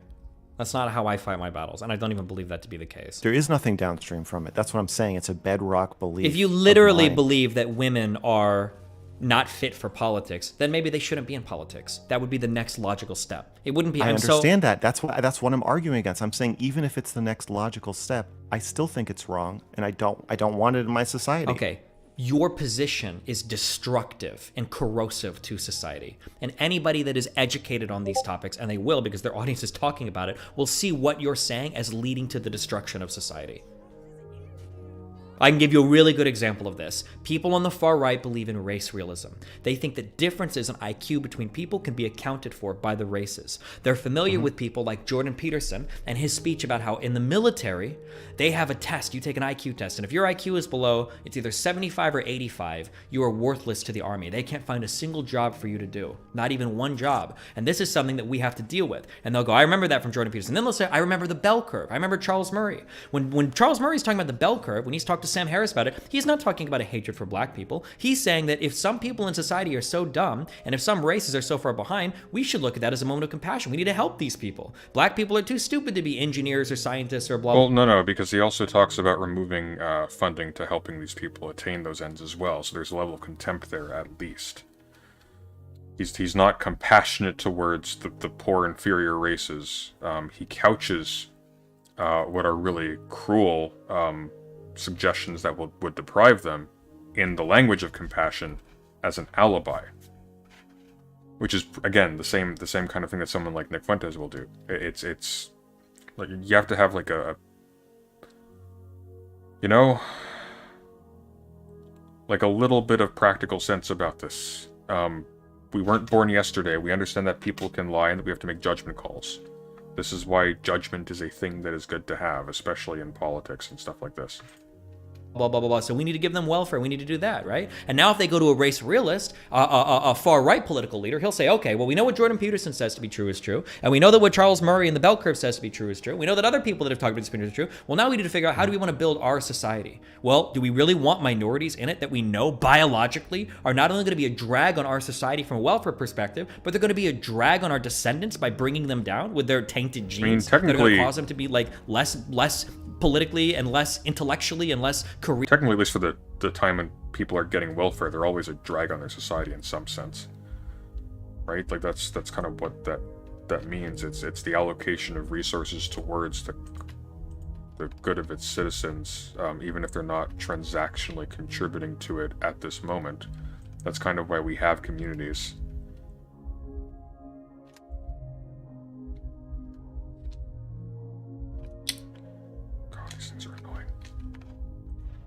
Career and economically effective as us? Yeah. Absolutely. And I no. think that- I And then think you're that's going to go at the argument end, you're going to against go, even if that's all true, yeah, we should accept damn that it. anchor. And all of Oh, them are going to look at you. absolutely. No, and then you've lost. Then Absolutely. you've lost. You can do what you want to do. That's fine. Your position initially. I don't think I You've have lost. You've lost. lost. No, you. Anybody that's listening is gonna go. This guy's delusional. Here's what I would say. I don't want to Here's what I would ruin my say. country because this guy like doesn't care about any of these things. You have to fight them on those grounds. I think you have to fight them on moral grounds. I think Okay, you have I to say would just- something like, okay, so you can push a button, and every time you push it, you kill the dumbest 1% of society. Mm-hmm. So how many times would you push it? Why? And what's your justification for that? What's your justification for when you stop pushing it? I think we've hit bedrock. Or I would be curious. You should debate. I don't think so. I just think you don't. I think you are. I think you have a severe aversion to appearing soy. No, you're dead wrong. I have no problem appearing soy. It's not about appearing soy. I know that you're obsessed because this is the current framework you're working out of. And Dude, you literally said that you cannot appear soy in the last stream. In this stream, in fact, this is like a concern for you, because you think for some reason, despite the fact there's no way to actually move people out of their moral positions, and there's no way to actually engage with people to the end of pushing them towards your values, that you can convince them, despite the fact that they find you repulsive and are only using you as a political pawn until they can find something. They can find more hospitable ground or create it themselves with the tools that you've provided them. Sorry. I got some Wittgenstein emails, and I'm obsessed. I hate. Oh, don't bring Wittgenstein into this, dude. Don't do it. But it's Don't not. do It's it. not about the soy shit. It's that I don't want to utter a phrase that makes it seem like everything I'm talking about is incommensurate with everything you believe. When I'm speaking to Fuentes about women, I'm talking to them, for them. If anything, in a way, I'm giving them advice to be successful. I'm actually helping. I'm telling Fuentes, listen, dog. If you had women are this is the argument today. Women are the most politically active and engaged gender in the United States. Women do more on the ground politics than men do. You've got people like Lauren Southern or other women, Faith Goldie or fucking Laura Bloomer, whatever the fucking name is. You've got these women that are engaged politically. You want them in your movement. And when I make arguments like that, people in his movement don't go, oh, here's Soy Destiny arguing for fucking women again because he thinks it's right. They say, okay, sure. Maybe there are. Obviously, nobody's opposed to having women in their movement. It's just what they want to do with them after their movement wins, which is the issue again. Sorry to be like ridiculously redundant about this, but you're helping them win. To win, they need reach. You're providing them with reach free of charge. There are some effective women. I still don't like them, but okay, fine. So at the end of the day, maybe I don't even pull any of them to my side, but I actually help moderate the movement a bit. Some people, and I've gotten emails from people in that movement. I think I had even a caller today who was like, I'm still pretty conservative, but like I feel like a little bit okay on some of these social issues. I hate what you do. I can't believe like a grown man with like some level of intelligence, I'm granting him that for the time being, would say with no, at a hint of irony, like, hey, I've got emails. Look, this works. I've got imagine if I said, "Hey, I'm hanging out with I don't know, like what's a toxic person besides a Nazi? I'm spending all of my time with Scientologists, and in fact, I've got my own private media thing, and I'm helping them sell Scientology to disadvantaged groups using my media platform. How am I doing this? Well, I'm allowing them to talk to me in like a casual sense. They're allowed to look really chill and really cool and really interesting, and then they're allowed to shill or be spoken about in the context of the conversation as, hey, here's a place where you can see more of it. And then people who gravitate towards that kind of thing will find that, and then they will buy hook, line, and sinker the bullshit that they're selling. And I'm doing that. But I know a guy from who went through that process. That, you know what, I actually I learned down the line that this was a bad idea. I only spent a few $1,000s on their bullshit program, but you know, in fact, I know several guys. I can't produce any of these for you. I couldn't even tell you honestly that they're not all the same person or that I made them up because I've got literally nothing but their text messages to me. But I know some guys. Would have been a perfect chance to bring up Sneeko. In what respect? There's a few places to bring up Sneeko here. It's not a good place to bring up Wittgenstein. I'm not saying that what the part. Then I don't want to do. Then you other people can do the moral shit. I don't think it's effective at turning heads or turning minds. Well, and I think you that's why cut I'm off. here, man. That's why I'm fucking jumping. No, you're on your not here to channel. do that. You're here to tell me to do that. That's the, if you wanted to just say like I think morally, but we can have a discussion on morals. Telling and you ethics. to do it is also me doing it. One No, of it's us needs not. to do it. You could just I come on and say, prefer I want it's to talk to you about like, why do you think women should be involved in politics? Why do you think women should be inside, even if they're not 100% the same physically? We could have that discussion. That'd be an interesting discussion. But you're here telling me that I need to change my approach and then telling me that I'm not equipped to do it. I do think you need to change your approach. So my response to race realism is that we can have the conversation about it, but ultimately it doesn't matter. I don't care. Really? I don't care. Even if the racists are right. But you have to care. I don't care. No, I'm No, he telling doesn't you, have to care. Then you actually hate don't black care. people. You hate black No, people. no. He doesn't have to care, and more to the point, neither do the race realists. They don't have to care either, which is why they don't. They're not wrong because the information's not available. The information, like when you research this and you learn why they're wrong, you go on the internet like everybody else does, and you just find the data you want. They do the same thing. They ignore the data that says stuff they don't want to believe, and they cherry pick the data that says stuff they do want to believe. And then they get together and go, okay, how can we make this the most persuasive, and how can we strategically implement this here, there, or there in order to get the outcomes that we want? all of this is voluntary. There's no magical process by which the true statement comes about on top by dint of its truthfulness. That is not how rhetoric works, which is a weird mistake for Destiny to make, because he was just talking about what the purpose of rhetoric was earlier. Which again, I mean, the inconsistency is just because he's bullshitting. He doesn't actually care about anything. He will flip-flop back and forth to whatever seems to him in the moment to pave the way out of a predicament in the conversation. Let me explain this to you. You can explain it, but you hate black people. Go ahead. Let me. You went for a while. Let me explain this to you. Go for it. I motherfucker. actually don't care. I'm not just saying I don't care because I'm a liberal. Okay. I'm not saying I don't care because I think diversity is our greatest strength. I actually don't care. I don't want to live in a society that gives less rights to its dumbest 10% of people. And I sure as fuck don't want to live in a society that says that, oh, this group of people, because of how you can tell who they are from looking at them, and then from that, there's a loose correlation with some other difference. And so therefore, even if that's true, which I don't believe it is, even if it were true, I still wouldn't care. I don't Please care. don't bring me somewhere where it's going to freedom make me die. of I worked very hard to get to colors this point. and genders of people is more important to me What? than any possible logical counter argument you could make. That's not true in the military. The job of the military is to transport things around the world and kill people. What about And school? Oh, come on. What about- Seriously, how do you feel you about gotta be affirmative fucking action? kidding me. No. No. Oh, thank God. If you want schools to be more colorful, or you wouldn't care if all schools were Asian and white people. Yeah, go ahead. No, I don't want schools to be more colorful. I just don't want people based on their color to have different rights. I want schools Okay, then to be what more is your colorful. Look perspective at on you don't prisons care right now. about race? Where does that even apply to anything? What policy or what is even influencing? I believe that is a reverse engineered aversion to people who look different from you, and then taking every test and measure you can find to find the sloppiest, loosest correlation you can possibly make to explain your own racist behavior and the shitty outcomes that it brings No, about. I'm asking you, I think so it's what an- is I you think it's being an not, Bingo. Beautifully said. Thank you, Max. not inherently racist? immoral frame, so the pushback against it is like it may well be very logically sound, but it's wrong. And I don't want it because it's wrong. When I look in the mirror, I look at myself and I ask myself, why is it wrong? Why would it be wrong to keep women out of politics?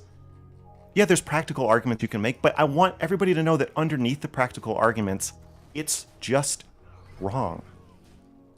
Okay. I just don't want it. I know you think that's. Oh, like it. shit. Okay. Gotcha. Oh, my God. You gotta be fucking kidding me. I think it's important to Can they swim? to add that. I feel like you're risking your audience turning into Nazis when you imply the only reason I'm not a Nazi is because it's highly illogical. Okay, that's my position. If it was logical to be a Nazi, Oh, I would be. a God Nazi. damn it. That is I not don't good. Think it's logical. To Not be a good. Nazi. Not good.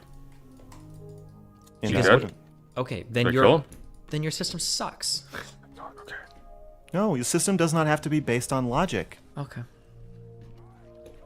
I mean, it does to a certain extent for it to be a system, but I get what he's saying. If it was the case that, I guess it's weird. We'll say you're kicked out of the club.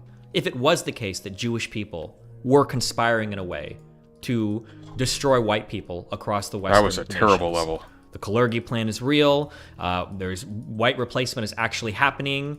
The fluoride in the water is targeting white ball sacks. If this was all true, would you still be like, oh, that's okay. I'm not going to be a Nazi. I think it's fine.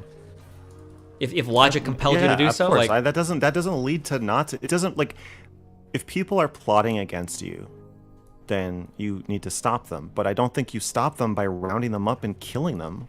Like no. Did he just say if it was logical to be a Nazi, I'd be a Nazi? I mean, I don't want to read too much into that, because it sounds like he's saying if it was reasonable to be a Nazi, he would be a Nazi. And one of the reasons why people aren't Nazis is because it's not reasonable. Now, there are other reasons too, of course.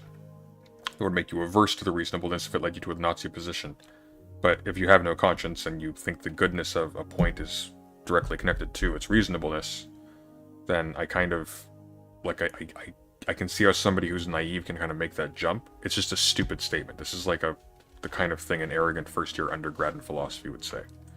Oh, I'm against doing that. I'm against What if killing it's- murder. what if If it's somebody them- what if it's raped life or and death? murdered Hold my on. And whole frankly, that's probably being unfair to the first-year undergraduates. I haven't heard many of them say something that stupid. family, I would still be against. Boring. What if We it's don't know. life- It's not. But don't, let me finish. I'm against Nazism because I think killing people is wrong, and I think fascism is wrong. Do you think killing people in self-defense is wrong? Because that's the justification for Christchurch, for Great Replacement stuff, for foreign invaders. Yes. No, it's not in self-defense. Self-defense is defense of the self. It's defense of your body. It's not defense of the purity of the ethnoi. You think killing people in self-defense is wrong? That's a big stretch to call that self-defense. Yes, We can get there. We can build it out to it. You can call it a big stretch now, but we can get there. Yeah, Yeah, but it'd be spurious. You can point out how it's spurious. The notion of the self that you're deploying doesn't wash.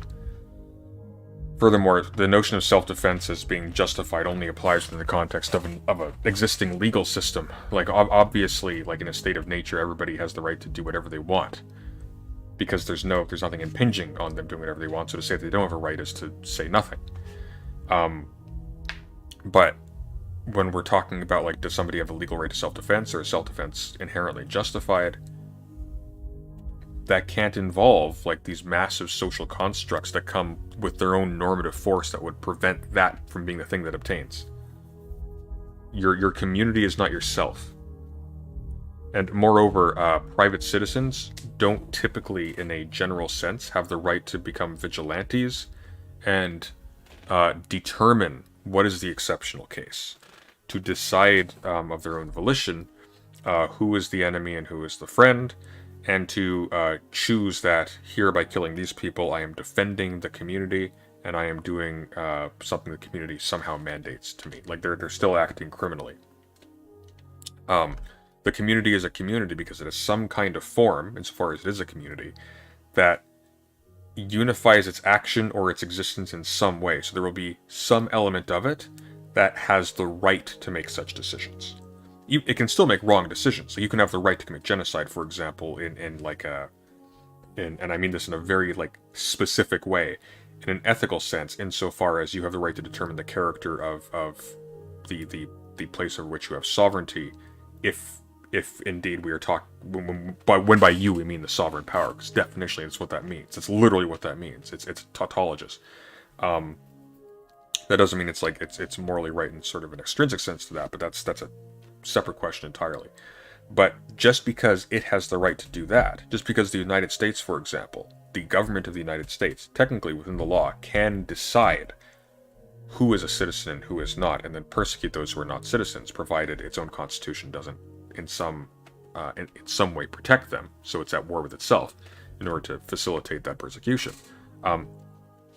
Even though it is able to do that, that doesn't mean that any American citizen, even one of substantially high rank, can just arbitrarily decide to enact that themselves. That would be definitionally an act of tyranny.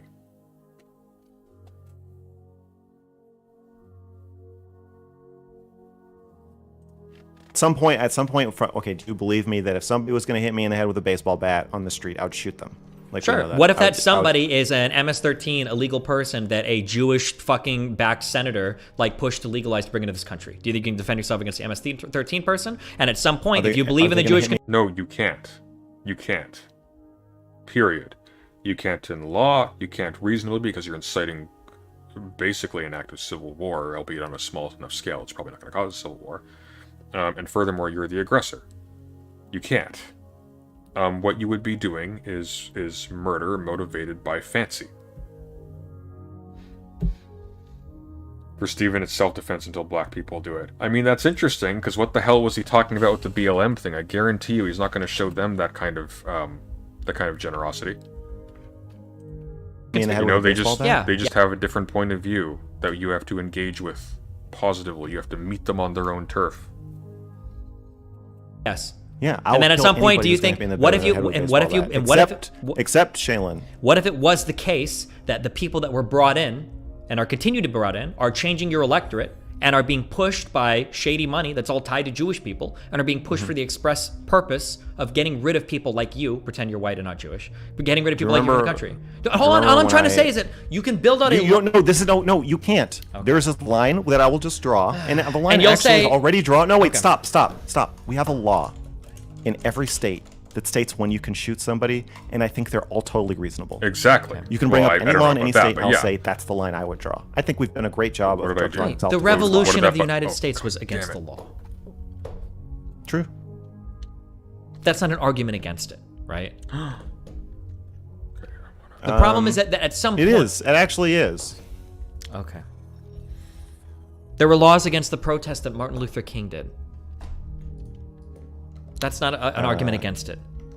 At some point, no, when we're talking that's about not. fighting the system... Wait, I didn't say it's not an argument against it. I said if you're going to ask me a bunch of fucking questions, I can just tell you right now, Steven, whose look side up are you whatever on? the law is in Oregon, and I'll say that's the line. Okay. All the positions If I shoot somebody and I get think convicted it's, of murder, then I will... it's decision time. Yeah, If I which- understand. my All of the theory is- positions okay. that you're Which side committing are we on yourself here? to are the exact ones that people on the other side... Like, if I were to open any alt-right chat, they would be typing, this guy is... Well, actually, because you're Jewish, they're saying, you're trying to encourage all of us to commit suicide for the cause. This You're guy like is the white Jewish, person that technically. wants to die so that BBCs and brown people and Muslims can come into our country and take over. You're suicidal and you're trying to destroy your own race. That's what you've committed yourself to. And not only have you committed yourself to that out of potential ignorance, you're saying even if you knew it led to certain self-suicide of your race, you would still commit yourself to it. That is the exact line of thinking that Nazis or neo-Nazis or alt-righters will use to fight against people that advocate for that. They'll say, "Oh, look, the white woke liberal is self-destructive." If I had two buttons in front of me, and one said, kill 999 Jews, and the other said, kill 909... Let's say one says kill 1,000 Excuse Jews, me. and one says kill 999 Sorry. white people. Okay.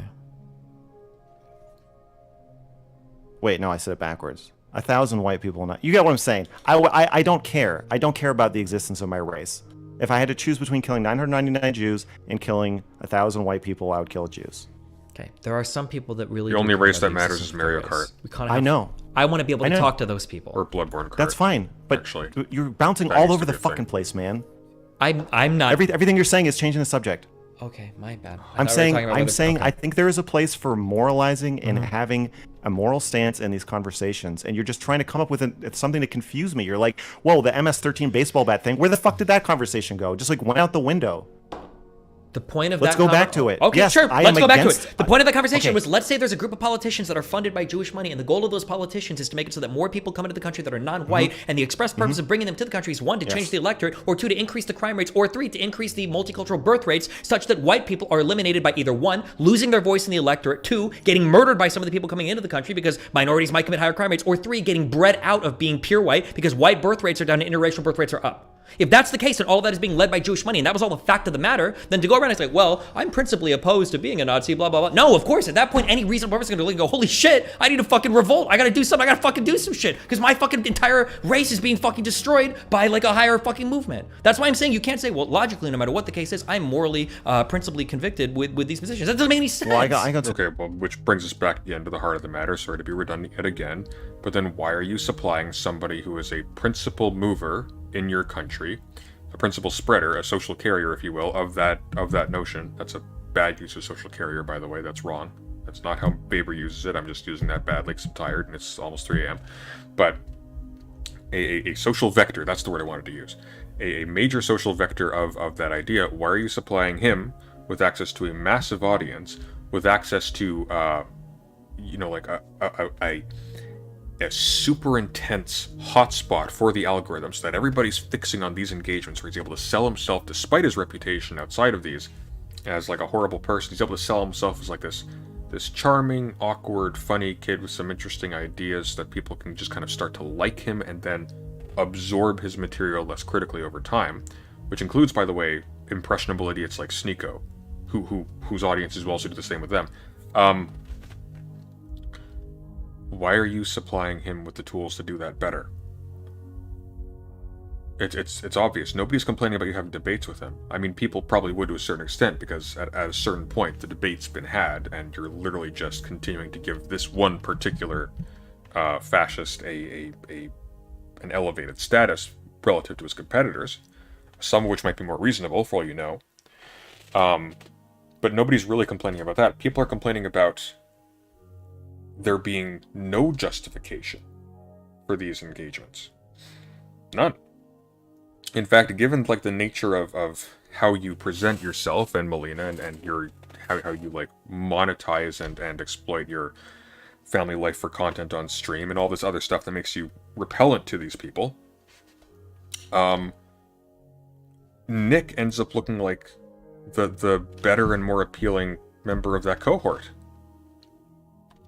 in an engagement where he may very well, where that may very well be, given, like, again, like the intense concentration on this specific event, that may very well be where a large number of people discover Nick Fuentes for the first time.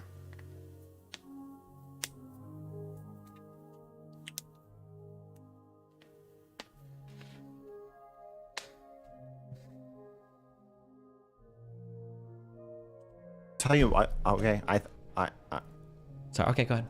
That's why I brought up the there's MS-13. That's the argument that has always been the argument. Mr. Girl made this a 10-hour loop. Destiny thinks he can. No, you're a fool if you think Destiny thinks he can. Destiny doesn't think he can. Destiny doesn't think that he can do this. Destiny is giving this now, in this particular moment in the conversation, as a justification, because he ultimately doesn't care. This is post hoc. He has no basis for thinking that he can do this. He knows he has no basis for it. That's why he's supplying his evidence, like stuff like emails, which he will not produce. Like he doesn't care. That's what you need to wrap your heads around. Like, he doesn't. This isn't like some naive dreamer who's venturing out to save the world and is doing damage in the process just because he's too pure-hearted and noble to recognize how like, the folly of it all. He doesn't care. His entire engagement in this conversation thus far has been him bullshitting you for however many hours this has been. there's a difference. Okay, there's a difference. I don't think you need to revolt if you find out that people are conspiring against you. Can't you just vote them out of office? Or you're saying that Well, there's no a Nazi democracy. wouldn't The believe that. They democracy- would say democracy is dead because it's corporate owned. Fuentes says things like the defense contractors own it, or big business, or lobbyists, or whatever Or the own Jews it. That's own part it. of their He belief says that system. too. That has to be attacked. I agree that has to be attacked. I'm not saying you shouldn't make logical arguments. Okay, but I'm saying I that think I'll you never are- make a you moral keep, argument. You keep strawmanning me and saying that I'm saying you shouldn't do what you're doing. I'm not What you're strawmanning. I doing is understand you're good. saying that. I'm saying I never want to make a moral argument to another person. I don't wanna know, make a but you moral have not provided an explanation for that. By saying I want to make logical arguments, you're not providing an explanation for why you wouldn't also make a moral argument. Because anytime I make the moral argument, I'm disconnecting some huge chunk of their audience. Okay, And I'm not losing any of my audience by only fighting on the pragmatic level. I think you are. Okay, That's I what don't. I Well, guess if that's I my if stance. I I got think- emails from I people and think they're you like, are- I think you're Destiny, losing you chunks. didn't I say think any you're- moral I think- shit. I think don't you- I disagree. think- What you're actually doing is strengthening that part of your audience that is already Nick's audience, vis-a-vis the impressionable part of your audience. So that's the thing. That's not my primary concern. My primary concern, again, because like this channel is what, 485,000 subscribers. I mean, pretty good, but like there are channels that are in the millions. The danger is you boost Nick Fuentes up to a point where now he's the talk of people at the million scale, or the tens of millions scale.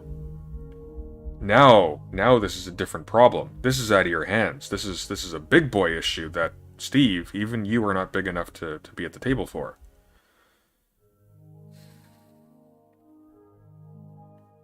Like that's the grand irony of all this. We're talking about this as if like Destiny is distinct in absolute terms politically because of his size, but he's really not. He's distinct in the sense that at present moment he was the only one keeping Nick Fuentes alive. That's the only reason why Destiny is particularly relevant in this matter. Otherwise, it doesn't matter at all, because he is indeed a drop in the bucket. The problem is it's a particularly poison drop. If he is giving he is paving the way for someone like Nick Fuentes to get to actual large-scale influence, which he has. I think you're both losing your audience, and I think your audience is drifting. Okay, not only do I disagree, there's no proof that you can give me of this. Like- and I see plenty of. Think about this for a second, right? So, Destiny keeping Nick Fuentes, even if, like, we have no way to tell for certain, but even if, like, Nick's recent engagements with Destiny aren't the explanation for his recent engagements with Sneeko, it's a hell of a coincidence if they aren't, but let's assume for argument's sake they aren't, okay? Him keeping his career alive up to this point, with these friendly engagements over time, has made it very likely so that somebody would be recommending Destiny or Nick's stuff to someone like Sneeko. Now, all of a sudden, you have these two audiences that might not actually have a lot of overlap. One is 600,000 subscribers strong. One is close to 500,000 subscribers strong. That's close to 1 million subscribers. Like, controlling for, like, arbitrarily, like, the large number that are like, old subscribers that just haven't bothered to unsubscribe. That's pretty close to 1 million active subscribers, I think it's fair to conjecture.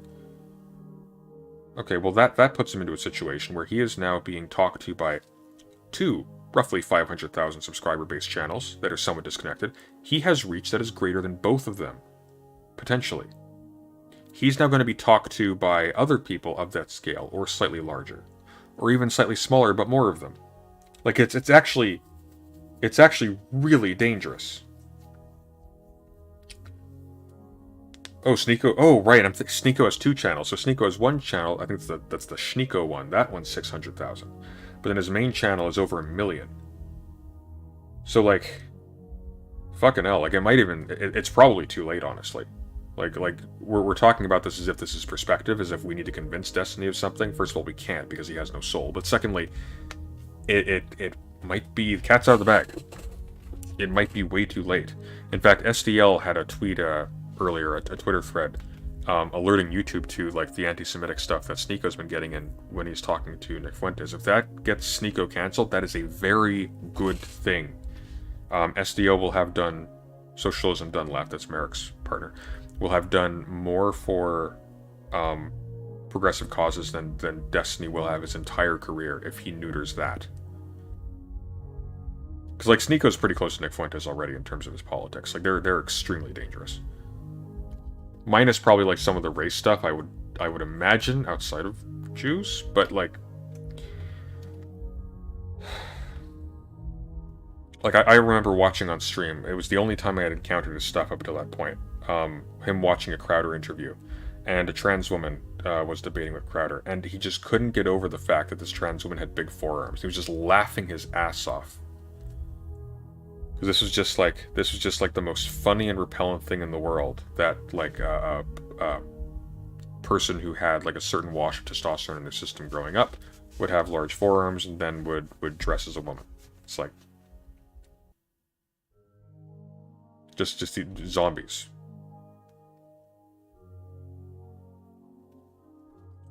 Of proof to the contrary.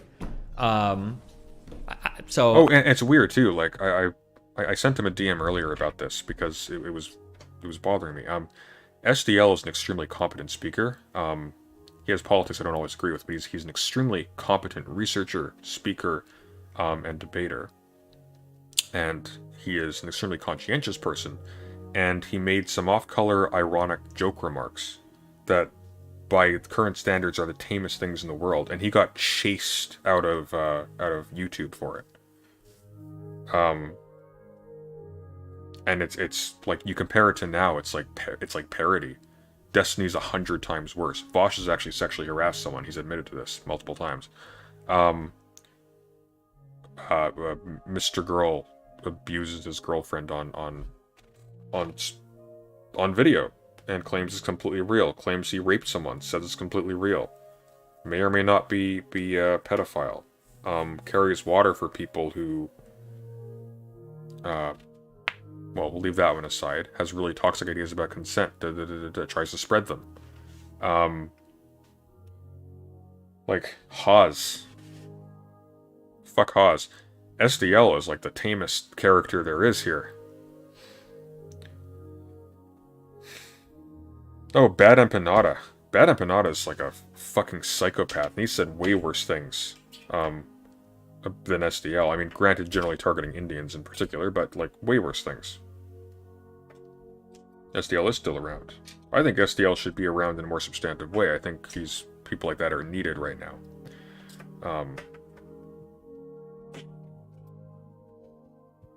Yeah. But yeah, no, if he gets Sneeko penalized, not even banned, but just, like, put the fear of God in him, like, hey, you're $1 million free lunch, just, like, screaming at people like an idiot on your computer. Yeah, if you keep it up with the anti-Semitic stuff, that's gonna go away. And now you can play a different game. And you know what? There's money in it, a lot of money in it, but you'll never be respected again.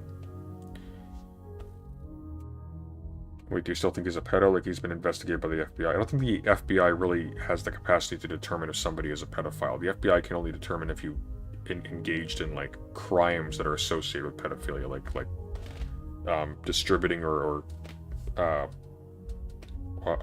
owning or whatever, like child pornography or molesting children or things like that. I don't know if he's a pedophile because he will not answer the question if he's a pedophile. It also doesn't matter because I don't care unless he's a danger. If this is somebody who like recognizes that that's dangerous, even if they have that impulse, and they're seeking treatment and they're taking like firm steps to not normalize not getting treated as a pedophile. If you do have those urges, then I'm fine with it. And to Mr. Girl's credit, like I saw his interview with a pedophile a little while ago. And this guy had, I can't remember the exact details, but he was not doing his due diligence in terms of making sure that he was safe. And Mr. Girl, like, raked him across the coals for it. And I had a lot of respect for that interaction as a result. So, you know?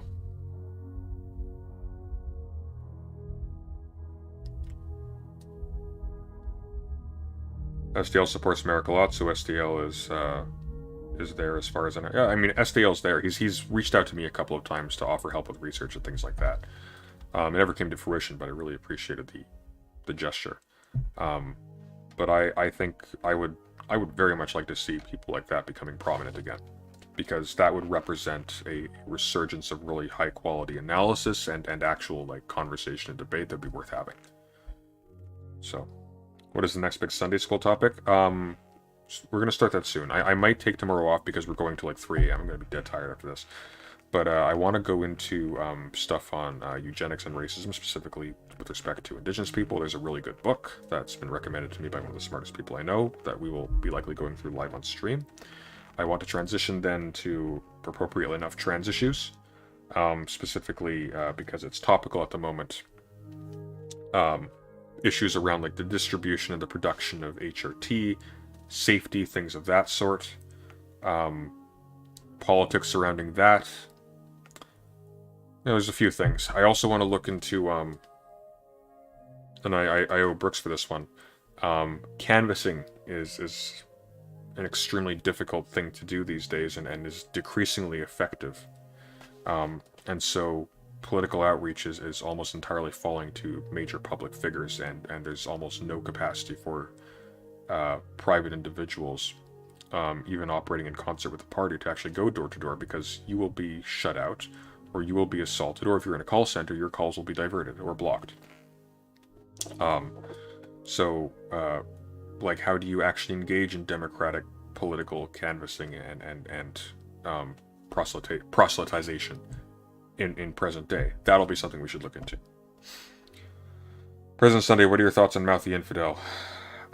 He's not as smart as he thinks he is, but he's probably a very smart kid who's been ruined by too much exposure too young. Early success is a curse, especially in an intellectual career like this. It makes you think you're really hot shit when you have a long ways to go, and it concretizes, especially when you're doing this kind of thing, this sort of like addictive high intensity. You have to go boom, boom, boom, boom, boom, and get new information constantly so you can output it constantly. That's a great way to develop a lot of really bad habits. It'll make sure that you don't know anything deeply again.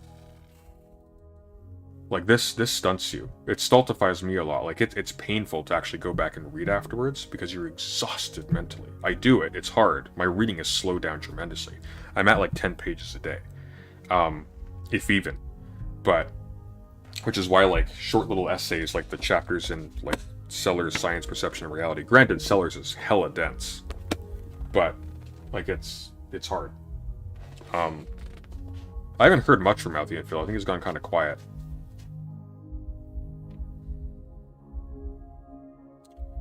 Sunday, have you had a look at what Vosh is doing with canvassing in his audience? Yeah, and I actually have a lot of appreciation for it. I don't know how effective it can be. So that'll be something worth doing, and that might give us reason to actually discuss that with Vosh. So we should actually look into that too, like into the fine details of what he's doing. And then, like, you know, deploy what we learned from our studying of, like, the issues facing people who are doing political canvassing now and the state of play, yada yada yada. Direct what we learned from that to what Vosh is doing. That would be interesting.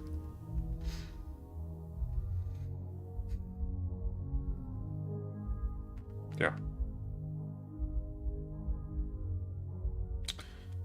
Well, we're not getting any younger. I don't know. Like, the only time I lose members in my audience is when I make a legitimate misstep. Those are where I see audience members lost. So if I conduct myself in a poor manner... That's tautological. I'm saying I think you're making a misstep. No, when my missteps are things of like accusing Demon Mama of posting her own 4chan thread or making derogatory statements towards suicidal people on fucking Twitter. Those are the times I'm... It's not because somebody's like, I saw him, but like... Yeah, but this is exactly why you end up doing shit like that. Ooh, I do shit like that because I hate people on the internet. I lose myself sometimes. I go. I know that, but part of the problem is that there isn't like because you're irresponsible, because you don't contain yourself, because you just react to things like you're a fucking kid in Call of Duty with a microphone. But you're not. You are a powerful political pundit with tremendous reach and a cult of personality around you, and you have extremely dangerous people who are attempting to use what you are externally as a bridge to their political success at a massive scale. People who have taken part in a coup that might have very well succeeded, as we learned from the hearings. Like, this is actually a really big deal. Like, it's embarrassing that this has to be explained to, like, a middle-aged man like this. Like, Jesus Christ. Grow the fuck up. Moral... You're unwilling to moralize, and in fact, you're willing to take immoral stances just to... because of how angry you are at people. None of those are. That's not me. No, stances. that's not me taking an immoral stance. That's me making a stupid mistake, and I know. No, you deciding to, as somebody with the influence that you have, to start mocking somebody for their suicide attempt. That's an immoral stance. That's an implied immoral stance. As somebody with a following, you now have to watch how you are interpreted, not just what you do. And it doesn't matter if you like it. That just makes you a bad leader. You're still a leader. No, I shouldn't do it. Just because you make a mistake doesn't mean you take it. This is a perfect example of what I'm talking about. You're willing to say it was stupid, but you're not willing to say it was wrong. It was wrong. I'm saying it is wrong. But it's immoral. It's immoral. No, okay. I'm sorry. Hold on. And Mr. Girl can't just say stuff's immoral. Like, that is true. Like, that's a loaded term. And when somebody's aware that's a loaded term, or like is aware of the vacuousness of it and isn't like intimidated by the language itself, it's like, okay, well, you say it's moral, but I disagree. Substantiate this, and now you're on the back foot. So, like, rhetorically, it's annoying, but at the same time, Destiny knows better here, and it should be immoral in his framework. Getting into a weird semantic thing. When you said you're willing to take an immoral stance, what I'm hearing is you saying you're willing to bend your morality. That's not what I'm saying. What I'm saying is I'm doing things that are wrong, that I shouldn't be doing. That's what I mean. I think we agree on that. You just used an expression, and I thought you were saying that I'm changing my morality. I'm not changing my morality. I'm actually doing something that's immoral. I know. Okay, yeah, I know. okay. You're doing something that you think is wrong. Yeah, it was wrong, yes. I'm saying the reason that you can be provoked into doing something that you think is wrong is partly because you don't want to take a moral stance. I think this opens you up to like when you said mowing down dipshit protesters. That thing. I see. It's time. I don't disagree with the statement. I just worded it wrong at the end. I should have said rioters at the end instead of protesters who want to set buildings on fire. I should have just said rioters. It's not okay to mow down rioters either, dipshit. You worded it morally wrong. No, I stand by that statement 100%. Every single part of it. What part of it do you think I morally disagree with? It's a fucking idiot. Let me show you something, okay? Just to get a sense of like the reality of the situation. What we're dealing with here. Stephen Bunnell. Okay, look at this. I should probably put this onto the actually captured window. That would probably help a little bit. Okay. So look at this.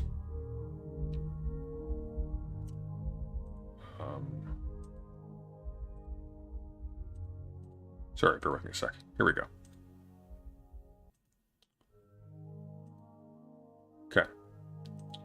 So, which one is this? That. Yeah, good. Okay. So, look at this here. Career.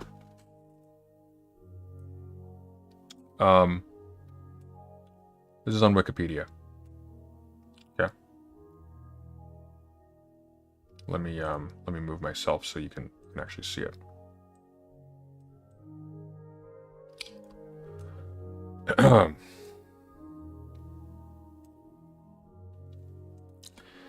In March 2022, Bonnell was definitely banned from Twitch for quote-unquote promoting, encouraging, or facilitating the discrimination or denigration of a group based on their protected characteristics.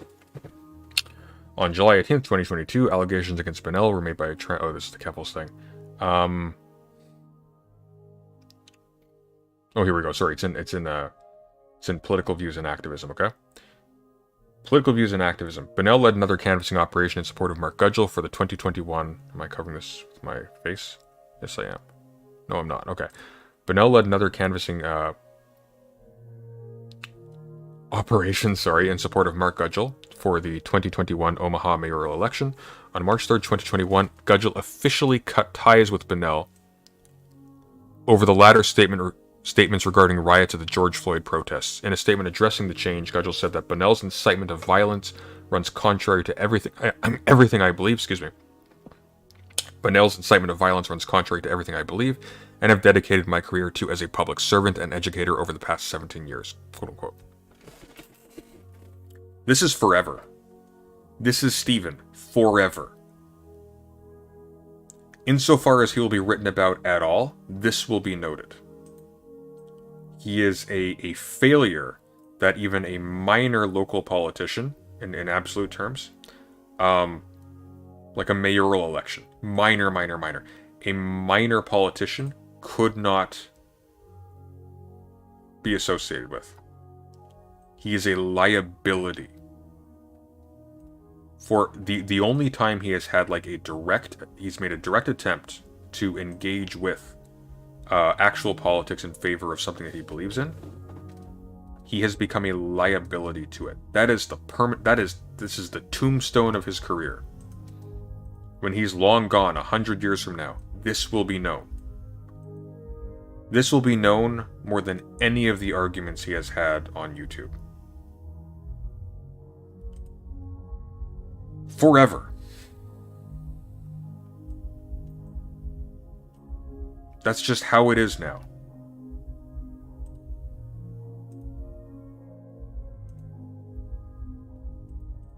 I think it's immoral to say that you wish for violence against rioters, or death.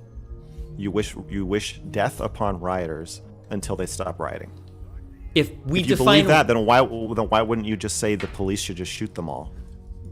Because you might. Because I don't know if the police is the ammunition. Okay. What I'm saying is that if people that's not a real answer. Actually, if it's okay to shoot rioters to stop the rioting, then why wouldn't you want the police to just do it? If the police can do it, then the police should do it. If the police can do it, the police should do it. Then sure, fine, sure. But okay, so you think the police should shoot rioters? No, I don't think that. The thing is, I don't think pragmatically the police should go around shooting everybody who's fucking pragmatically, exactly. But you're unwilling to say. I think it would be morally wrong for the police to shoot rioters. You like have an aversion to saying it because it's a different. I know you, and I love you. When I say I love you, I know in my heart of hearts. I know in my heart of hearts, guys. I know that Stephen does not believe. he's bitten a few bullets in this conversation that when he's gone, I'm going to do a little dentistry and kind of just remove them from his mouth. Destiny. Oh, I love this. I'm glitching out. No, I'm not. Okay. I am a god Destiny now. does not believe that the police should shoot rioters. Destiny doesn't believe that. He doesn't mean that, guys. Destiny thinks that it would be wrong for the police to shoot rioters. The police showing up and shooting rioters is different than people. Destiny is frothing at the mouth, would be frothing at the mouth with glee if they were mowed down by a vigilante in the street. He would laugh about it before he went to sleep at night. And he would be mum about that when he was on stream. But the fact that this person is so frothing at the mouth about it that they will sacrifice like half their audience. 600,000 subscribers on Twitter, on Twitch. 600,000. That's more than he has here. That's gone. Just gone. He was willing to risk that. And I guarantee you that factored into their decision. It'd be insane if they didn't. That made it to Wikipedia. That's how big a deal it was. He was disavowed by a politician that he was canvassing for. He was willing to risk that because this was such an intense thing for him.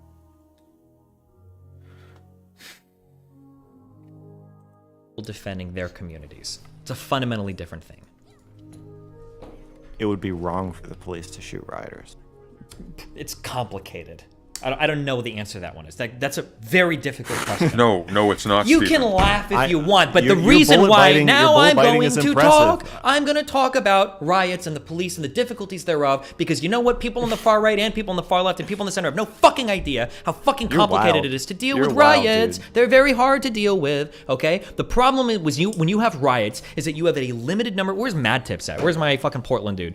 The problem when you have riots is that you have a fuck ton of people that are all breaking the law. No, the problem when you have riots is that riots typically are taking place amidst or as protest. And what is a protest and what is a riot is at the discretion of the police ultimately to decide.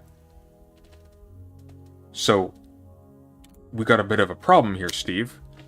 Is now every single protest that a policeman decides is a riot, are they now, is it now okay to shoot them?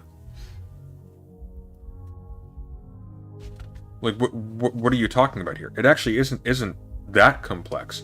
It becomes complex when now you start giving extraordinary license to a body, like the police in this instance, that you nonetheless want to magically somehow still be restrained, because you have magical thinking about the government that it can somehow do this.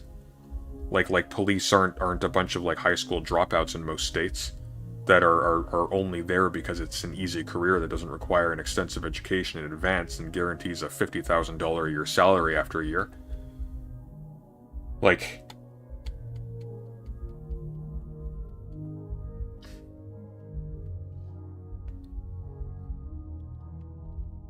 but make your pitch a little bit louder, Steven. We will know you're not soy at least then. And you don't have the manpower to, one, arrest them all, and to, two, control them in a way that doesn't escalate violence. There is no easy... You don't have the power to arrest them, also shoot them.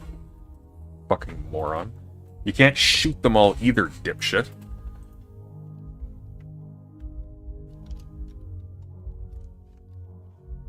Like, think about this for a second. Do you think if shooting the protesters was just a categorically effective tool, any political revolution would take place ever?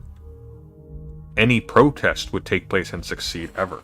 Like, unions were busted once, using the arms of the state. Like, what is a riot? Is a riot a protest where there's an economic cost incurred? Is it a riot when somebody in the crowd, or maybe 10 people from the crowd, steal from a local Walmart? When's it a riot, Stephen? Mr. Nuance. Easy way to deal with riots. That's why they shoot tear gas. That's why some people get killed. That's why Yeah, some I people know. bring I up get chairs. what So, riot. I know why. So don't ask me like, oh, well, what is the simple answer that a fucking police officer should have a better right? Riots are one of the most difficult fucking things in the fucking world to control. So no, I don't have a clear answer. When you go, well, look at that, Dustin, I got you because you don't have a fucking crystal clear answer on how the fuck That's you would not deal what I'm with riots. saying. I'm saying Maybe you shouldn't have had an answer at all. Maybe you should have done what most adults learn to do. And when you're addressing a sensitive issue, where when you say the wrong thing, and you're not required to say anything at all, you can cause tremendous damage to yourself and to others, you hold your tongue. Like a grown-up. you said the police should shoot them. No, the You police don't probably actually shouldn't think shoot that. them. But Right, because that would be wrong. Probably Dude. no. You know that would be. It would. It's no. It wouldn't be wrong. It would be illogical. no. It's complicated. So if somebody like kills somebody you love, are you gonna be like, this doesn't make any sense for you to do that? Or are you gonna be No, he doesn't love anyone, Max. like, hey, that hurts me and I was wrong. We're not I talking about wish you who's hadn't done that 'cause hurt, but I'm saying that communities have a right to defend themselves with violence. Do police have the right to defend communities with violence? I don't know. It's a more complicated question. Destiny is then clouded by questions like that. They already have that right, but they don't have the right to defend them with death unless they believe In the it's United a States, battery. we do. God bless. We absolutely do. In the United States, we have the right to defend our property. Well, the police do not have the right to defend your property. With Police violence. might not. I don't know. Right. That's they why it's a can't- more they can't complicated. shoot. So they can't shoot Hey, some. dipshit, if you have some chubby white guy with a gun in a crowd and you hear gunshots going off, and you see that somebody's been shot and killed in the dark, and you see them running around with that rifle still drawn, is it self-defense to attack that person and try to disarm them? Because somebody died doing that. Rittenhouse was pursued by one person who he shot preemptive, who he then shot, and that was arguably self-defense. But the other one wasn't. Well, not, actually, in fact, I believe the other two. One was killed. Was that self-defense, Steven? Stupid hick. Somebody for trying to steal your car. They can arrest them. If they think that you're in immediate danger or they're in immediate danger, then they can I shoot. believe that Destiny no longer has the ability to hold himself accountable. This is a man that's done this exact thing every day for almost a decade. He's egotistical. This is a man whose life for the last decade has been sitting at an arcade machine. Okay, like he's crazy. He's crazy. Like this like he will have his wife arguing with somebody accusing her of sexual assault, laughing about it while he's playing fucking Factorio in the background. Isn't this funny, guys? Like it's revolting.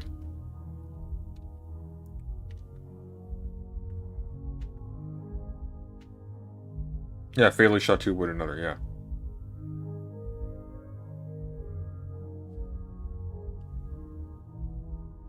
Like, he's insane. Like there's screws missing. Well-adjusted people are not like this. Shoot them. I think the law on this is pretty established and it's pretty good. Okay, then police don't have the right, but people in the community do. The bar has But been this drawn. law is Okay. founded on both a logical and a moral core. What do you mean by that? Police are fundamentally different than the citizens that own the property. What? What are you talking about? The police are also citizens who own the property, stupid. Police own property. They are also private citizens. They're only public in their capacity as police. They have private holdings. They live in specific neighborhoods. This colors their attitudes towards these things. Police are fundamentally... Yes, I'm He's just standing to assert dominance. saying that you're unwilling to take the soy stance of ever saying it would be wrong for the police to shoot these people. No, I can probably take that sense. I think Yo, it'd do probably we have be the wrong. same chair? I hope so. It's probably wrong for the police to shoot rioters. Probably, unless the they're like same doing chair. something that's actually like. But brothers. We have the same Okay. chair. What kind of chair is that? This must be a nice chair. I can't even see that. I guarantee you Mr. Girl just watched Destiny's seating and just picked out a chair that looked like his chair. He would do that. I'm pretty sure he would do that. Maybe I am like you. You think so? Apparently in fucking one very important way. Oh, God. I got the same chair too. Just throw that out there. Really? Yeah, and I had it before both of you, so Do you really? yeah. Wait, when did you get yours? Someone find out what chair that is. I'm going to put it on my Amazon wish list. Do you think he'll talk to Mr. Girl about this on stream? I don't know if he wants to. I think he's kind of skittish around me. I would like to, at some point. Like, this is actually one topic I would like to talk to Mr. Girl about, and I think it would actually be productive. And I wouldn't have, like, compunctions against it, because I think, like, it would justify itself. But I don't know. I'm not confident it's going to happen.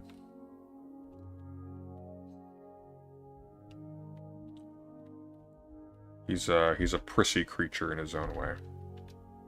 What the hell am I doing here? 2012. Yeah, that was before me. Yes. Okay, I did it.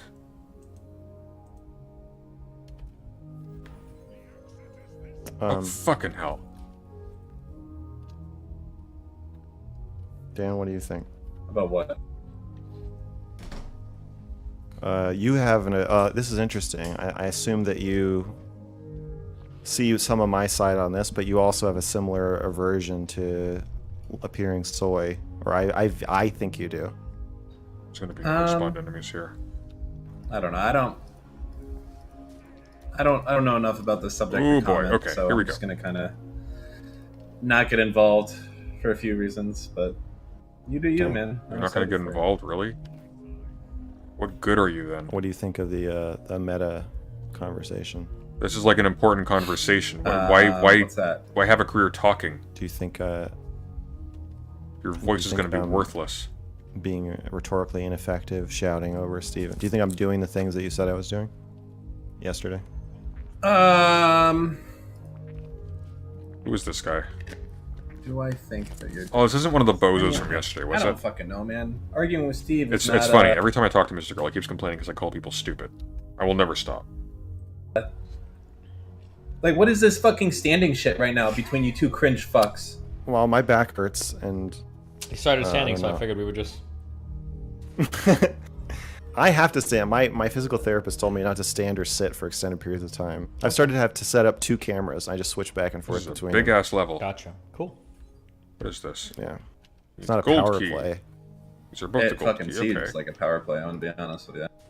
Okay, Listen, well, I Well, will- see, I hey, will- I'm gonna tell you right now. Whoever sits down first is the fucking beta bitch. Okay. That's for That's where you go. fucking Aha. facts. And if you leave the conversation, like I'm just saying, okay, whoever sits down first, don't even fucking say my name again. So we'll see who really actually can. Dan. It's Dan. Oh, God. Okay, Dan's. Oh, I don't think Dan is. You won, stupid. Steve. Congrats. Dan, I've heard Dan Oh, before. Dan God. seems like a normal guy. yeah, I have a disc problem. So- Sorry, Gideon. Is that his name? Is Moralizing? he? That Yes. that triggered me hard Believe last me. night. There's some things it doesn't work for. That person was Nazis infuriating. and bulging discs. Dan, I know nothing about. All I know is I've heard him. He doesn't seem Are we reasonable. at rock bottom yet? You said you won't say it's wrong for the police to shoot. Dan is protesters. DGG's resident 40-year-old Jewish guy. I still want to bite that bullet. Not for I feel like long you're if, biting- I feel like, Mr. I feel No, like I you're already biting- said I feel it's- guilty. I feel guilty about the That's bullets his you're way. biting. No, I Lives said a that few it's more years, I probably suppose. different. Aha! There we go. Brilliant. Okay. I Yeah, but you won't say it's wrong. Is it wrong for the it's- police to shoot rioters? what do you mean by rioter? You're gonna have to give me more. See, you won't. you, Because you're of what? biting too Okay, many bullets. die. I'm worried. I'm literally worried about how like many bullets okay, I'm I biting. understand more why you get upset by my take on language. It's because I think you're the one that thrives in the ambiguous language environment. I think that you have an inability sometimes to grapple concretely with these concepts, and I think that you actually flourish in the areas where there is the maximum amount of ambiguity. It allows you to ask really strong questions, Like a and mold. every single answer to you is like a choose your own adventure book where you get to turn the next page to whatever chapter you want and go down whatever road you want because you're unwilling to commit yourself to a concrete position. Ooh, So when he's you not ask wrong. me, can you shoot rioters? Well, a rioter in one They deserve each other. He's not wrong. He burned him here.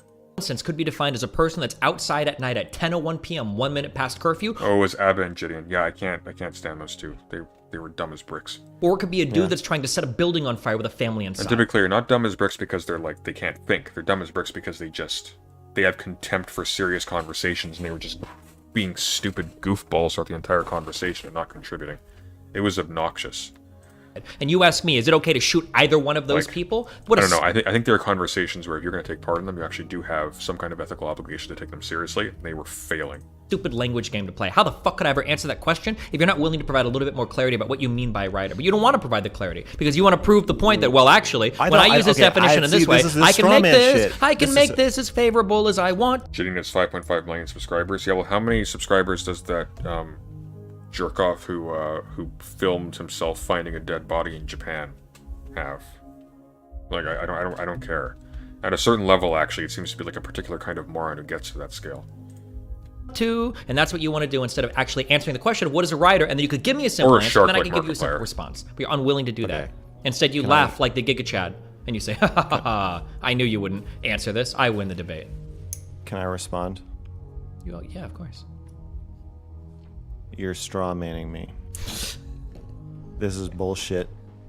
Why can't you just answer Thanks. what is a rioter? I want to respond. Okay. He doesn't have to answer what is a rioter. You You have to answer what is a said- rioter to say that like police should be able to shoot rioters. Even like with some more like specific caveat, like to avert property damage that's ongoing. You need to identify who the rioter is. That's your problem. Somebody who says police shouldn't shoot rioters. That's not an issue. That are setting Well, no, let me buildings on- finish. Let me fuck. Well, you didn't finish my finish. quote. You didn't Let finish me my finish. quote, so yeah. No, if you, okay, you said you wish you'd said rioters instead. So we started using the word rioter in this conversation. And now we have a few Now, I guess you're saying that it's confusing. You don't know what I mean by the word rioter. You think that you're unwilling to say it's wrong for the police to shoot rioters because you're pretending. Yeah, you're pretending to think that maybe I'm asking you. Do you think it's okay for the police to shoot anybody who's outside at 10:01? No, you don't think I'm asking that. You're pretending to think Rioters is that I'm standing asking here you. for me. No. Let me finish. Let me fucking finish. You're pretending to think that I'm asking you. Do you think it's wrong to shoot a rioter who is about to kill a family? You guys know what time it is, right? No, that's not what I'm asking. I'm asking whatever the fuck you meant by rioter. I think we both have the same images. People burning down buildings. Here's the thing, though, because he's not that smart. He doesn't actually recognize that, yeah, that's actually exactly what's being asked by implication. Because who decides who is a rioter and when an act of rioting is occurring? It's going to be the police. It's not the rioters. It's not some onlooker. It's the police.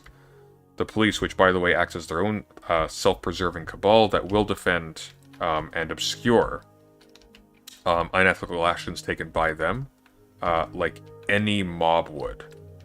That's just a fact, unfortunately. They're a corporation like any other at bottom. Not ethically in terms of their responsibilities, but responsibilities aren't worth jack shit if you have power.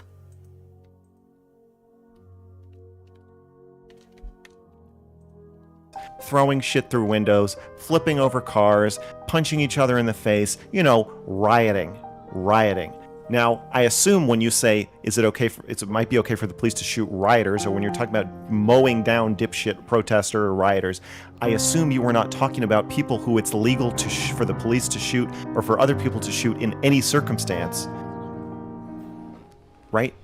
What a world it would be if Steve just stuck to music. When you use riot. Oh, I'm sorry. I thought when you said riot, it was like, because there's usually a question mark inflection up in voice. I thought I could get to respond. But if that was just a rhetorical strategy, you want to keep going. Okay. It is a subject of debate of whether or not people should be allowed to defend their property with lethal force. That was a big contention around the Rittenhouse stuff. Mm-hmm. And I said, I think that communities have a right, if they want to roll out whatever fucking militias they want, and they want to defend their properties by killing people that this are is cool. rioting, We're actually saving that us are time. protesters, I that like are burning this. down I buildings appreciate past 10 this. p.m., I think is what I said. So That people was, engaged that in was a arson, cool thing to do, I Game. think that the Thank community you. should have the right to do that. That's what I Now, said. I'm going to say fuck you once I see what's behind the So store, when you say, aren't I? well, would I really ask you if Oh, they yeah, kill fuck people? you. The cops could already kill. Fuck Well, I you, don't know. it's soft. That was kind of the Okay. subject of that entire fiasco, is whether or not police or community members have a right to kill people to protect their property. That was kind of the just subject changed of the again. entire Jesus debate. Christ. All right. We're going to die here. This is where it ends. Do you This think is that always the where it police ends. should have the right to shoot people who are committing arson? Yes, absolutely. That's silly. What do you mean shoot if they're committing arson? Even if they're not in a riot? How would shooting someone stop them from committing arson? You commit arson with, like, flammables. Like, you ignite stuff like this, or you drop a thing on them. Like, I don't know. I can't... I'm struggling to see a situation where, like, shooting a person committing arson is the efficient way to deal with them. Right. Yeah. It's gonna depend on what if they shout stop and the person doesn't stop, or you probably shouldn't just shoot a person who's going to commit arson. Probably not. Probably not. But if it's in a riot, Probably. then Oh, no! extra No, don't you ability fucking to do dare! You Potentially. bastard! You son of a bitch! It's going to depend on the exact fucker. situation. If it's a 5-year-old who's going to set a building on fire and there's not many people around, or God the cops damn are it. otherwise, it's not like the first choice. Is Fuck. there you know a lot of these rhetorical words? Is there a name for what Fuck you you. just did? It's just Fuck is you, it it's strong soft. where you Okay. pretend that I'm asking about shooting Oh, a god 5-year-old? damn. What? What's the What? Is there a more specific No. word for that No. maneuver? So here's what you're doing. I don't know what you're saying I'm doing. I'm trying to clarify. Straw and you're manning. getting upset Straw about what I'm saying. manning. You're not Don't clarifying you by dare bringing shoot up 5-year-olds. anything you are else at me. obfuscating. You know that I'm not asking Don't about you 5-year-olds. Here's what dare. you're Is doing. is your statement specifically about riots, or are you just saying that people should shoot people when they can legally shoot them anyway? And You're just bringing asking up riots? me if a category of things is wrong. And I'm trying to figure out what part of the subcategories you're talking about. This is the equivalent of you coming to me and going, do you think it's immoral to have sex with somebody when they're asleep? And then I'm like, well, is it somebody you're dating? Have you already gotten consent? are they like drugged? And you're like, oh, you don't even answer the question. Do you really think I think it's somebody that's drugged? Do you really think I'm asking you if it's a stranger? Why won't you just engage with it honestly? I don't know what the fuck you mean. I don't know what the fuck a rioter is to you. We haven't had a complicated conversation about what you consider to be a rioter or an arsonist. So therefore, you think I might mean a 5-year-old? I don't know what you mean. That's why I'm asking. So I'm giving you so hold on. When you say like, is it okay to have sex with somebody that's sleeping? I'm gonna give the most absurd example. Sleeping like a fucking stranger at a party, and then you'll probably go, obviously not a stranger party, and then you'll probably go on to give like. This stream is over. Good night.